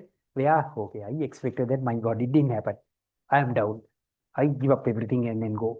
I live in recluse. All these things, we take those decisions. But entrepreneurs, they are right. It happened, though, right? Okay, forget about it. So that's a learning point. So that's what they say. So they somehow find a way of making their mind up. At least I have learned a lesson now. So like that, they continue. So that is what they're driven by that. So of course, this goes into much more detail than I have explained, but I'm just giving the introduction. Whenever you feel that your particular entrepreneur is driven by that, the behaviors can be explained through these theories, you go to find an article, just click the keyword drive reduction theory, right? And thereafter, straight away, you can then thereafter, many articles you might come. So see the author's, either author's name, you can put it and then find out. Check whether it is fitting into his, of course, case study, you have to go into more detail. Right. So then thereafter, two-factor theory, you understand now that, of course, you would have come across in general motivation. What are the two factors? I-in factor, other one is motivator. That I don't have to explain now. Then thereafter, ERG theory. So we had the Maslow hierarchy. So this is an alternative Maslow hierarchy, because Maslow's hierarchy was criticized that needs won't arise in a hierarchical manner like that. No, according to Maslow, satisfy the second need, first need should have been satisfied. So they say it is not so. There is no order as such. So order, what he did was that E is existence. Existence is first two levels, physiological and security needs. Then R is relatedness, that is affiliation. Next one is self-esteem and actualization comes under the growth. So that is where, when the people are driven by these needs, right? So therefore they are motivated. That's all. Then self-determination theory, that is something like this, where competence, autonomy, relatedness, something similar to theory of plan B. There are also three variables. If these three are coming, right, combined, the motivation is high. Earlier, the motivation, action, behavior, now here the motivation is high. For the motivation is psychological process now. It need not lead to action. There need not be an action, but theory of planned behavior, right? So like that, we are this Desi and Ryan, this part you can, if you feel this is relevant to our entrepreneur, what I'm telling you, when you study your entrepreneur, don't bring all these theories, right? Just because it is the assignment, or in the assignment, you just study the behavior of the person and then just pick up one or two and then just say, according to this theory, this behavior is explained. That's all. Case studies is different. Okay, so then thereafter goal setting, you understand, because when I set a goal, right, those who are aspiring to get a merit pass in their final MBA, so they work hard because they know that for that one, they should score 86 in general average and the final project as well. They work towards that, right? So thereafter, right, okay, 10th one is expectancy theory. Here we get mathematics here, right? This product, EIV, expectancy, instrumentality, variance, when all three are high, the motivation is high. So that, of course, I am not again explaining one by one, but there are some new theories, right, that I can talk about. Push and pull theories. Push and pull theories is, this may be predominantly useful in your assignment. So this states, right, because some people are, when you start an entrepreneur business or anything, some people are pushed to that one. Entrepreneur, they push to that one. Some people, of course, pulled, right? So some people, of course, without any other person's persuasion, they become entrepreneurs. So that is, they are pulled to that one. Some people, of course, they are reluctant, but some people threatens or persuade the fellow to go, because so that is where per person entrepreneur become an entrepreneur through a push factor, does it through reluctance, right? But when the person is through a pull factor, he is willingly doing that. It is not something where he doesn't desire, right? So therefore, but entrepreneurs are there who started their journey by both ways, pull factor and push factor. In both ways, no one can say that one is superior to the other one. One is inferior to the other, you can't say that. Whatever it is, those two are equally important motivation, right? So then I here just as an exercise, I have just listed down a few. You take about 1 minute and then see out of these now there are few areas, the instances now. Take the first one. Desire for why one person had become an entrepreneur. First one is desire for independence and control. Now you decide whether it is a push factor or a pull factor. You understand the exercise, right? My friends at the back, last two, understand? Right. Out of these, you discuss and decide which one, the first one is whether it is a pull factor or push factor. Is it clear? Everyone, exercise is clear? Okay, how about this table? You're okay? Clear, right.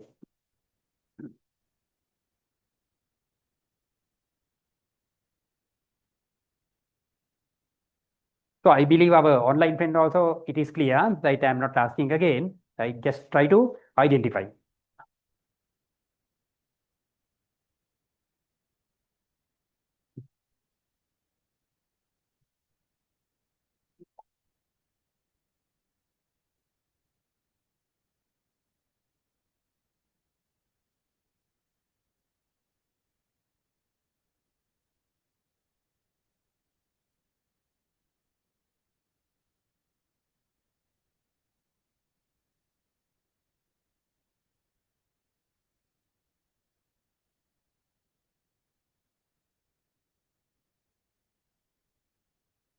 Right, friend, with the interest of time, right? What do you think about the first one? Yes, sir. We will give the mic to some other person, no? You would like to give your opinion, right? First one is, right? Desire for independence, pull or push. Pull. Right. So that means the person is willingly doing that, right? I feel that, right? Anyone who believes that it is push factor? Exactly, because there are, it is contextual. Because there are instances where some people he genuinely wants to implement something, right? But always the boss blocks that one. No, it is not needed here. There can be instances like that. And on the other hand, it can be something where you feel no one is blocking your path, but you feel that if I try to do this, these people will obstruct. So better now this place. Some people say this place is very good for me. I like this, but still there are certain things which I feel I can't implement, right? So you would have seen now the Blue Waters Hotel, right? So Blue Waters started by owners of Union Apparels. So Union Apparels, Ajit had given freedom to his financial controller, Kamini Parandu. So, but finally, one day he said, now after some time, Ajit told me that, okay, Kamini, you have been working with me, so here, this is the capital. You do anything you want. You do something that is not going out, breaking from the group. You certain thing. This is your money. I have allocated. So that is the day he started, okay, we venture into a totally different area from apparel to the leisure industry, right? So like that, there are people, right? In that case, right? It is a pull factor because the thing is that he had given him freedom. But not all employees, all company directors, chairman don't work like that, right? So there are instances sometimes where you feel that I can't implement what I want here. I will leave. Our choose that has happened to him, right? He suggested this employer, they didn't agree. So like that, it can happen in both ways, right? It can happen in both. You look at the second one, right? Family tradition. It also can happen. Kulatunga Rajapaksa had it the push factor because he wanted to become a lecturer in the university, right? But father asked him to come. But some people feel that, hey, I have seen now my parents are working, and then they are, of course, that life is very good, and then they have frequent parties, and then people are going, and then frequent overseas tours, etc. I do want, right? So, like that, there are some people who like that lifestyle, and thereafter they willingly go into that path. So that right, we have both, right? Now, what is the explanation? Situational. Your case study, your entrepreneur, right? If you explain it properly, no one can say that deny that one. Under these circumstances, yes, you should not simply say, he became an entrepreneur due to pull factor. No. When you justify, how do you justify? In here, of course, you can just bring the facts. case study, through your interview. Those facts are revealed. So like that, friends, now I am not going to talk about everything here, but I just handpick one and then see, now say, strategy to counter discrimination. Strategy to counter discrimination, right? In Texas, in a particular area, they found that out of 10 people, 7 people are entrepreneurs, right? So they wanted to study whether there's a specific, the issue in that geographic location. So, you bring to latitude, all these longitude, bring together, like the Bermuda Triangle, they want to find out whether there's a peculiar thing in this place, where the sun's rays are coming or whatever it is, right? Why in this area, more and more entrepreneurs are coming up. So after the study, it revealed a nice story. Fact.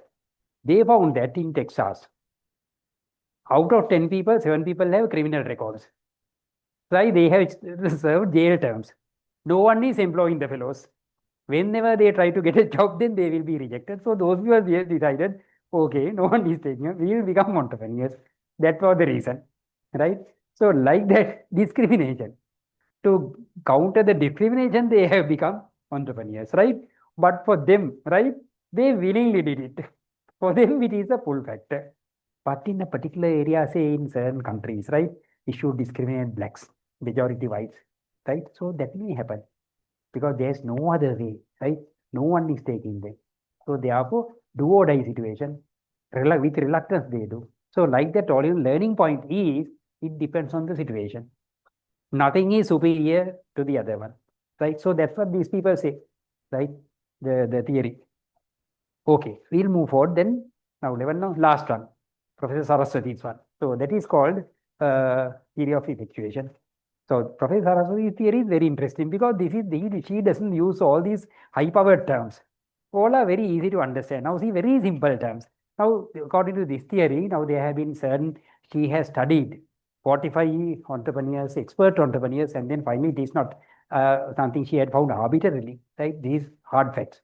So with that one, they have found that, okay, about motivation of the entrepreneur. So this is called theory of effectuation. There are 5 principles. So all these principles are explained in very simple terms. That is the beauty of this theory. One thing is bird in hand. So that is, you create opportunity and act. Entrepreneurs are like that now because they don't wait till the opportunities come. If it is not so, they create opportunity. So that is one principle.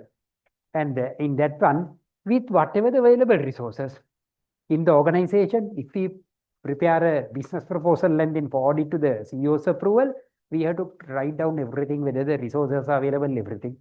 Entrepreneurs don't wait till the resources come into their hands. With whatever the available resources, they start. Second one, right? Affordable loss principle. Can you remember earlier also we came across this one, right? Warren Buffett's one, right? Yes, there can be a loss. They calculate tendency to up to what level we can afford to the loss. If it is so within their limit, they don't mind whether it is a loss or not. Third one, this is very interesting. Crazy. It means, principle means, we are all businesses, they get partners, no, either partnering or partnerships or formal or non-formal. So they are, whenever they make partnering, right? Not formal legal partnering, partnering, right? And then in that case, they look at one thing, right? Those who can bring new resources, whatever the resource, if they can bring something to helpful them to run the business, they will onboard them. That's all, right? So not that most knowledgeable and then qualified people, no. That's why in most of the enterprises, right? The SMEs, do you see qualified accountants? You don't see qualified accountants. Do you see qualified HR people? Any PhDs or anybody having MBAs, for example? Very seldom you see, because at the beginning they don't want. So that is something there the effectual principle talks about. Right. Fourth one is lemonade principle. And then I don't know why they have mentioned that lemonade is, because perhaps some articles say that in those days lemon is considered an inferior good, right? And then they use that term to denote something inferior. So lemonade principle means they say that, okay, if somebody throws at you lemon, then you make lemonade, right?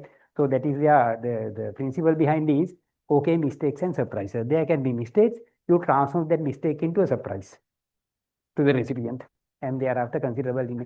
So this, of course, they believe that, okay, mistakes are inevitable, that happens already, right? But you transform that to a surprise, right? And all these detours are treated as opportunities. Yes, you feel that, okay, that product will not yield the way I expected.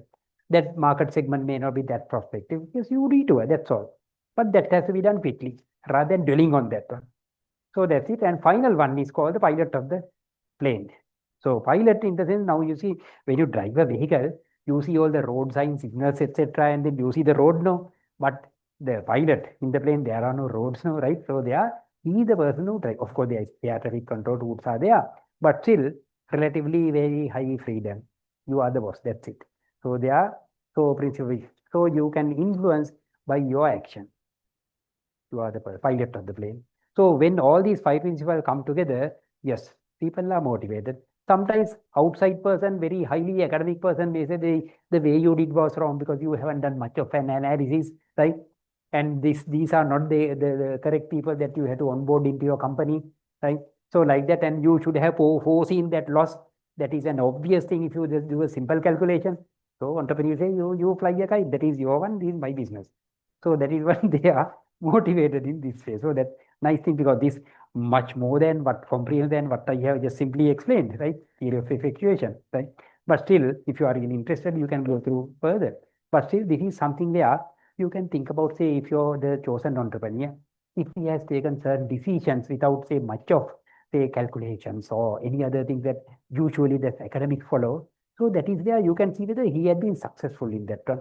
Remember, that success may not be the success you and I measure, right? He may be saying that, okay, but still I am happy, because the thing is that I realize that that is not the right path. So those are the things when you talk to entrepreneurs, they come out with. So their culture is totally different.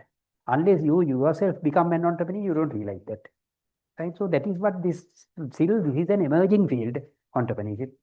Right. Okay. So then all these 11 theories are there. This will be helpful for you to incorporate in your assignment. And if it is a case study, if it is applicable, then there you have to study more and then put it. You have to convince now that is applicability. So that is it. Right. So if we move forward, now we have only few that I talk about the models now. So just those things I do for completion purposes with some examples, right? So our next one is now this part also I can't neglect, because now some theories are not uniformly applicable to every time of the life cycle. So there are particular areas which the theories are applicable. Now you know the life cycle now. So I will just, this has been given in your handout. Now you should, once again, this is not my findings. This I have gathered from articles. Those who have done research and the empirical evidence I have taken, not my findings. Then, so at like that, they mention what are the typical theories applicable. The theories which I have mentioned, they are in that their article, they have been more, but I have taken only the 12 I have taken. Right. Okay. So you can this final, but only thing in the last area where the decline take place. Now in this area, there are two constructs that they have introduced: entrepreneurial failure and entrepreneurial exit. It looks like the same, but it is different. Entrepreneurial exit is entrepreneur leave the company when the company is performing well. Entrepreneur failure is he leave the company when the company is performing bad, right? It is happening at this stage. So perhaps here, if you start analyzing the life cycle of the entrepreneur, he may leave the business, but at that time, business may be doing well. Perhaps the founder is leaving the company, right? So the founder, chairman of Sony company, he left the company, right? Not when the Sony is doing bad now. So that is entrepreneurial exit. In some cases, it is entrepreneurial failure, right? So that is where they have introduced that one. So that is where only thing I want to introduce as new things here. Otherwise, you can go through. Right, now we look at the models. These two models, don't bother much about these. Of course, these are in some journal articles. Earlier, I used to put that journal article, append that one in the portal. But those are, first one is fairly old. So that's why I didn't incorporate that, because that is it, 2018 now. But why we are supposed to put certain things, you know. But why the second one I put it is, right, this reason is there is a recommended textbook in the course outline. One is the Hugard one, other one is the Kuratko and Rao, available in the library. This is, second one is a model I have taken from the Kuratko and Rao. Okay, so that's why I had to put it. Right. Anyway, just look at the first model. Right, in this one, this is how non-entrepreneurs develop motivation to pursue entrepreneurship. So don't bother much about that. Right, here I have given the explanation. Right, here the thing is that they do a something called a self-assessment. How it is done is imagine the best entrepreneur in the same field. If I am starting a apparel company, I imagine or find the best person in my area, not the entire large scale. If I'm starting with a small scale apparel company, garment factory, I just take a person who has succeeded in that area. If there is no, I imagine a person successful. Then compare myself, match myself, right? So this is similar to SW of the SWOT analysis, first two of the SWOT analysis. What are my strengths? What are my weaknesses vis-a-vis that successful person? I jot it down. That I compare myself, right? So in that case, I see in that case whether I am coming closer to the fellow or my gap is wider. So that is what so that is called, I match my identity with the person. My identity, right? Because there is something identity incorporate, because here they say this is based on the identity theory. It is not a motivation theory, that's why I didn't bring it here, right? I identify myself with that fellow, whether the gap is narrow or large. Obviously, when I am a startup person, gap should be wider, right? It can't be narrow, no, if I'm a starter. So then I have two causes of action. I see identity mismatch. Either I can work hard and narrow down this gap, or that is indicated in the first one, improve identity change. I change myself to narrow, I can't change that fellow, no, I change myself to narrow down this gap. That is reducing the weaknesses, increasing the strengths, to make myself like that person. One cause. Second is very important, right? Escape identity conflict. Yes, there is a difference. He is much superior than me. Yes, there is a conflict. His strengths are more than that. My weaknesses are more than that. I know that. Let it be. I am not conflicting with that one. Let him go in his way, I am going in my way.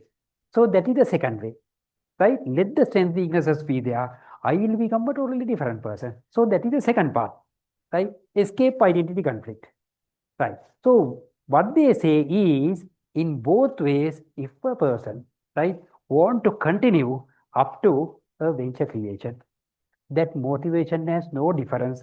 If there is a measure of that motivation, it is the same. So that's what they say. Some people believe that it is easy for you to emulate another person, like in the top. But what this model says that no, there is no such. Maybe for us individuals, not entrepreneurs, but for entrepreneurs, no, there is virtually no difference, right? One reason is there because it is as long as the moderator comes. So there is a moderator coming, entrepreneurial exposure. Imagine same example, garment factory, right?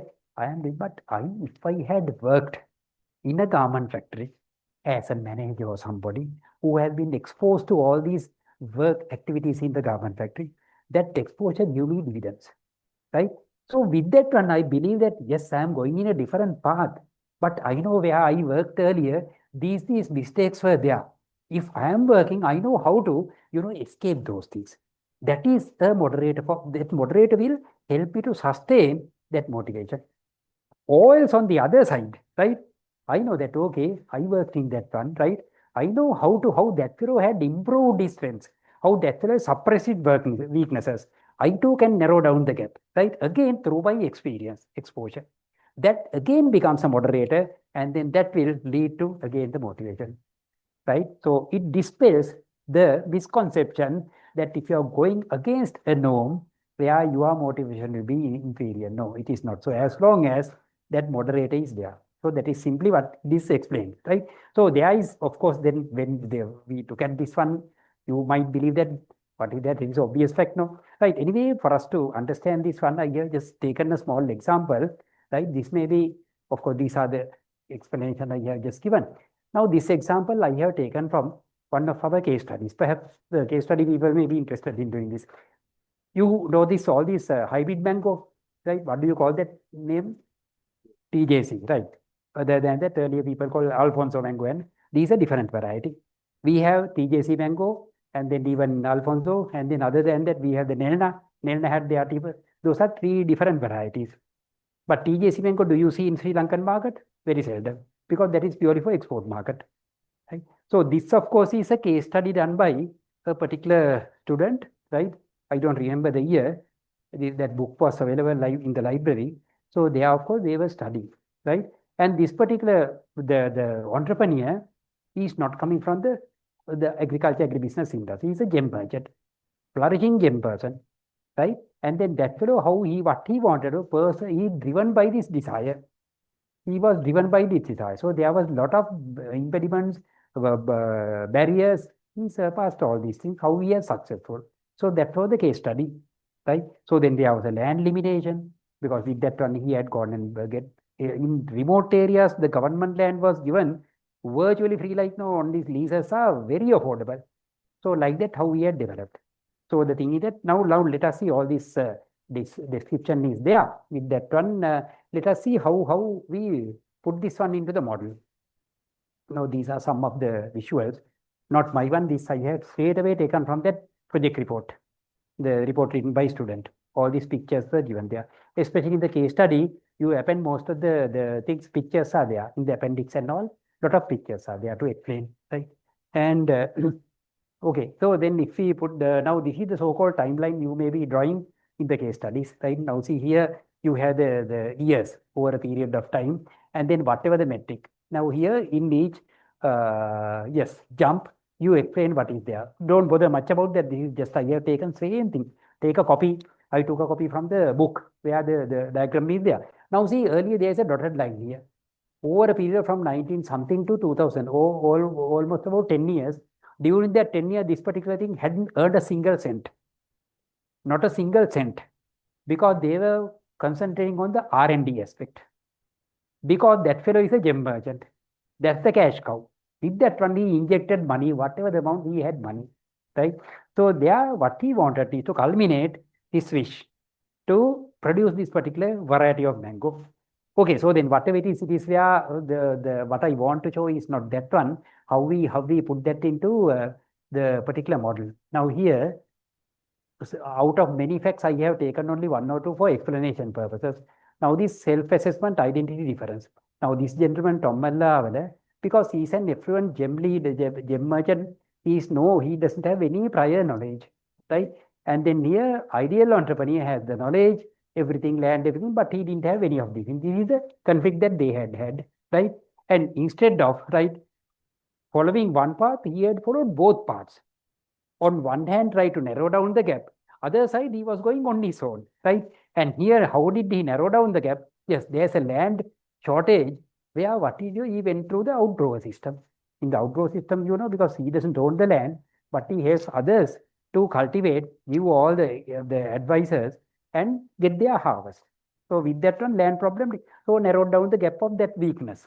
And look at this one now, say how he escaped, because now these people who are in the business, they have the scientific knowledge, agribusiness, everything. He didn't have. Instead, what he did was, he got another partner, one person who is a scientist, researcher, who was researching on this hybrid mango, got him down. So therefore, he escaped the identity through that one. He didn't want to, like say, learn that one and then do the mango, no. So like that, and what is this? Is the moderator, as a gem merchant, all gem exporters, right? They were capturing all the affluent market in other countries, affluent market. That is the network that is why he wanted to export that one, not to sell. Commanded the high price for the hybrid mango, not to sell in Sri Lanka.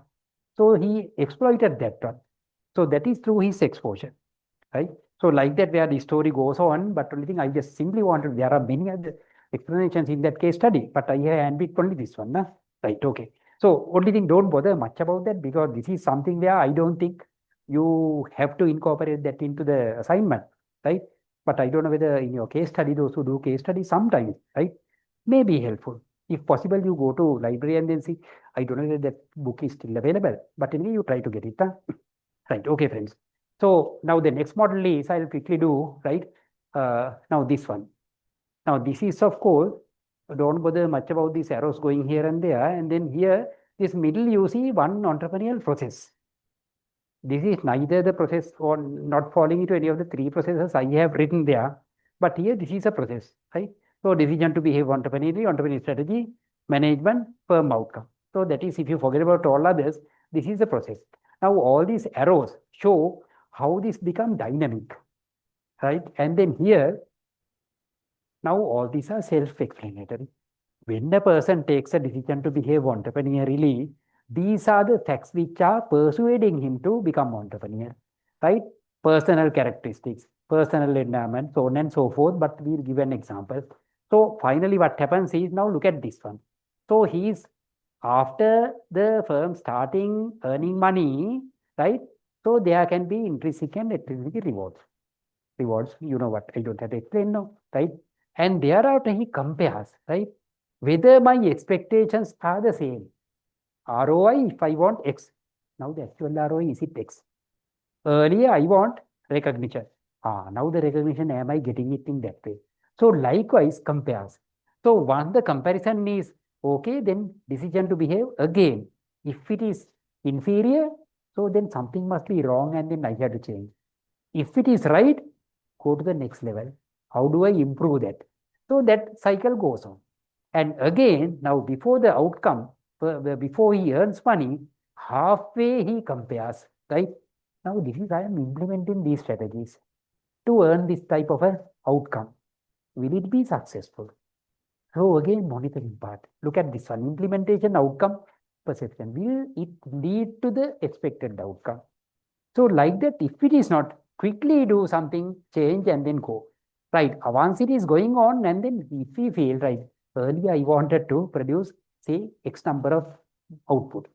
The way it goes, I see that I can produce more than double the X. In that case, he halfway before completing the runs, and then that change this one and then make the changes here. What sort of changes I did? Earlier I did it myself. Now I go for the outgrow system, something like that. So this, I take a different example. If I explain, right, I take this example. So this example is on SMAC, started by Sarath Alhagon, right? Now his one, of course, this is also another case study which PIM had, but this was done long ago before that. And then earlier, before our batch, a couple of years ago, one group studied them as their entrepreneur in the assignment. So they brought down Mr. Alhagon. So he was explaining. So here in a nutshell, he is hailing from a family, business family. They are doing spare parts. In Sri Lanka, which is the area famous for spare parts? Panchagaon. So they had a very big shop in Panchagaon, Alhagon Motors. So he had it. And thereafter, parents have sent him and his brother to UK to study engineering. And then he had become a production engineer. Brother was an electrical engineer. They came back. Parents want them to take over the business. He said, right from there, I hate this spare part business. So whenever I am working in the shop, right, one guy comes and asks, oh, Mahathir, fan belt ekak ganna puluwan. He said, I don't know what a fan belt is. So he asked the fellow, he's asking for a fan belt. So then that fellow asked, what is the vehicle model? Then again I asked the customer, what is the vehicle model? So like that series of questions, it doesn't digest me. So he wanted to come out of it. But he said can't, because the family, they have sent him to UK and then he said, he didn't use the term, fortunately, father died, right? Then brother and myself, we are free to do whatever we want. So earlier when I was there, he said in the UK, so I was interested in the production, this all the beverage business. So he said, but I didn't have the knowledge. But there was another windfall, he said. So they were sending spare parts, selling spare parts to all over the country. And there was a person in the agent in Jaffna area. And he, of course, he had become bankrupt. And then there was a huge debt that fellow had to settle. Since father died, we all believe that this fellow will vanish. But he said, no, he's an honest person. He came and then said that, you know, son, I want to settle this one, but unfortunately, I don't have any means of settling. But I can do something because I am a person who is doing this in Jaffna area, the beverage businesses. I have all the knowledge, I can help you. He said, that is exactly what I wanted. So he said, he has some homemade recipes and all, we'll try that out. So okay, we'll start. And then with that divesting, they completely divested the business, settled all bank loans. So no, zero debt. Now he said, now we are free. And mother is also, somehow we convinced the mother. Mother was dead against, but we somehow convinced. And thereafter we started the business. Right? So then with that fellow's the technical know-how he started. Right. Only thing that he to started this business, there was a particular opportunity he had found. Because those days the beverages, drinks, right? We have time now, right? Beverages, drinks, they had the aerated water. And the other thing is cordials. Aerated water, ready to drink. You can just open the and put it to the mouth. But carbonated. Some people don't like carbonated. Other one is not carbonated, but not ready to drink. You have to prepare. It takes time, right? Takes water. I think people might make mistakes in the proportion. So I found that there is a gap in the market. People who need ready to drink but non-carbonated. So that is where I hit the nail. So I found that is the birth of the snack, and then somehow with all these research, deliberation, everything, somehow we put it in the market. So like that, that's a story. Now, if we analyze this one, right, through this model, so there, if we look at the model, all these the statements are there. These are some of the pictures, photographs, right? So now see, now actually the explanation goes much longer than what I say here, but I only put some relevant things. Now here initially, motivation to become an entrepreneur. So look at this personal, all these aspects are there now. So this personal, the PC personal characteristic, that is his willingness, right, to do so. Include, that is something, all these need for achievement, self-efficacy, all these traits are there. There's and personal environment. Personal environment is something before this, no? PE is personal environment. So that environment is always helpful because it's a business family. So they have seen ups and downs of businesses, everything. So then collection of professionals, because the team says he's an engineer, brother is an electrical engineer, all this machinery part, everything could have been taken care of. So like that, they had the capital because spare part business, they divested. And thereafter, all these personal goals, everything is there. If I go back, right, to the model, right, with all these things, the motivation to become an entrepreneur had been perfectly fitting into that one, because all these aspects were satisfied. Then it was perfectly fitting. So this went on very well. And then halfway when they started, so then they found that, yes, this is selling like hotcake. So then they had the motivation to grow. Why? Extrinsic and intrinsic. A lot of ROI is huge. And thereafter, when they were checking outcome, superior, then they were improving that one, and then motivation to improve, so on and so on. And he said, still it is going on. So after the beverage business flourished, and now we see the snacks, all these, what are those snack packs are there, no snack in the supermarket that they went for. So that some other joint ventures, all these now they are moving ahead. So that part, that is how it is explained, because that fellow is sustaining all the motivation. Of course, he said we made certain mistakes as well. So they wanted to do backward integration. They started growing mango in a estate in Arlaganville. But that was not very good, because the thing was, and he found, yes, the superior mango they were growing. But the thing is, so they were better off buying fruit from Peta market and then making the beverage. And they sold those things separately. So like that, they were better off, and that model didn't work. That integration didn't work. So whatever it is, so this is the situation. These are the two models that we studied. So with that one, friend, the explanation is going like that. And then with that one, our session comes to an end. So what we did was today, right, motives for entrepreneurial action. So we defined what the motives are. Thereafter, things which are connected to the term motive, motivator, motivation, etc., got the basic definition, and then thereafter tagged it with the entrepreneur motivation, entrepreneur motive, so on and so forth. And thereafter, we need stop there, right? Look at the process. In the process, wherever all these motives come up. After that, we talk about the process what yield anything unless it is successful. We define what the successes are.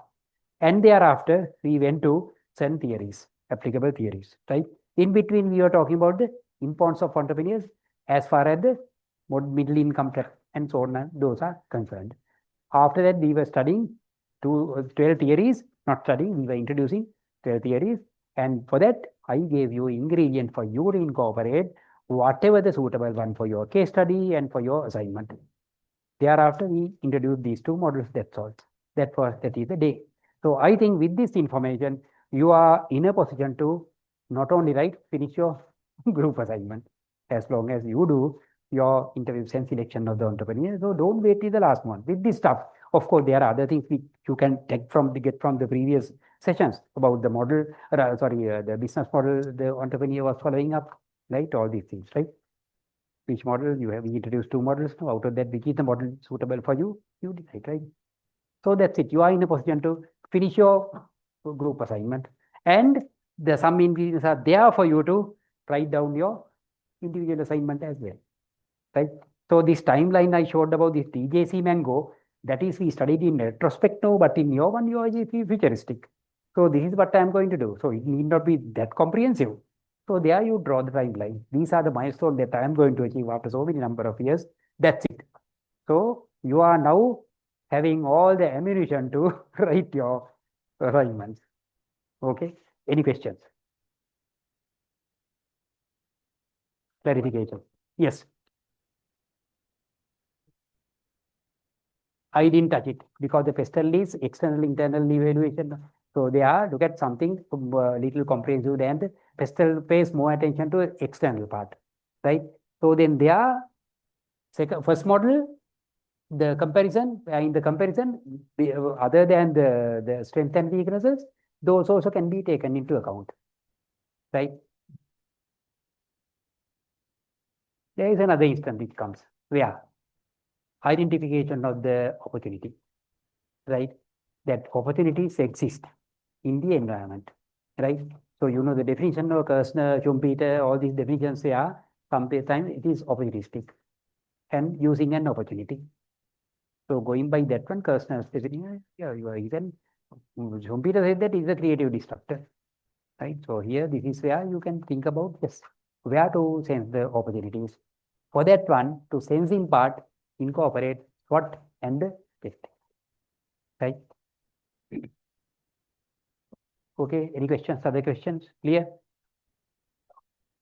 Right. Okay, I believe now we will be meeting again not in the next week, week after. Alternatively, we are having it now, right? But even in those also, there are certain instances we will be talking lean startup method now because that will be particularly helpful to those who do the ESRP. But even for the studying the entrepreneur, that will also have a different set of principles we are talking about, right? Even if you want to start a business outside the ESRP guidelines, so then those will be helpful. Lean startup method we are talking about next year, week after next time. Because mine is I am most of the time talking about the practical part now, right? Okay, right. I believe things are understood, right?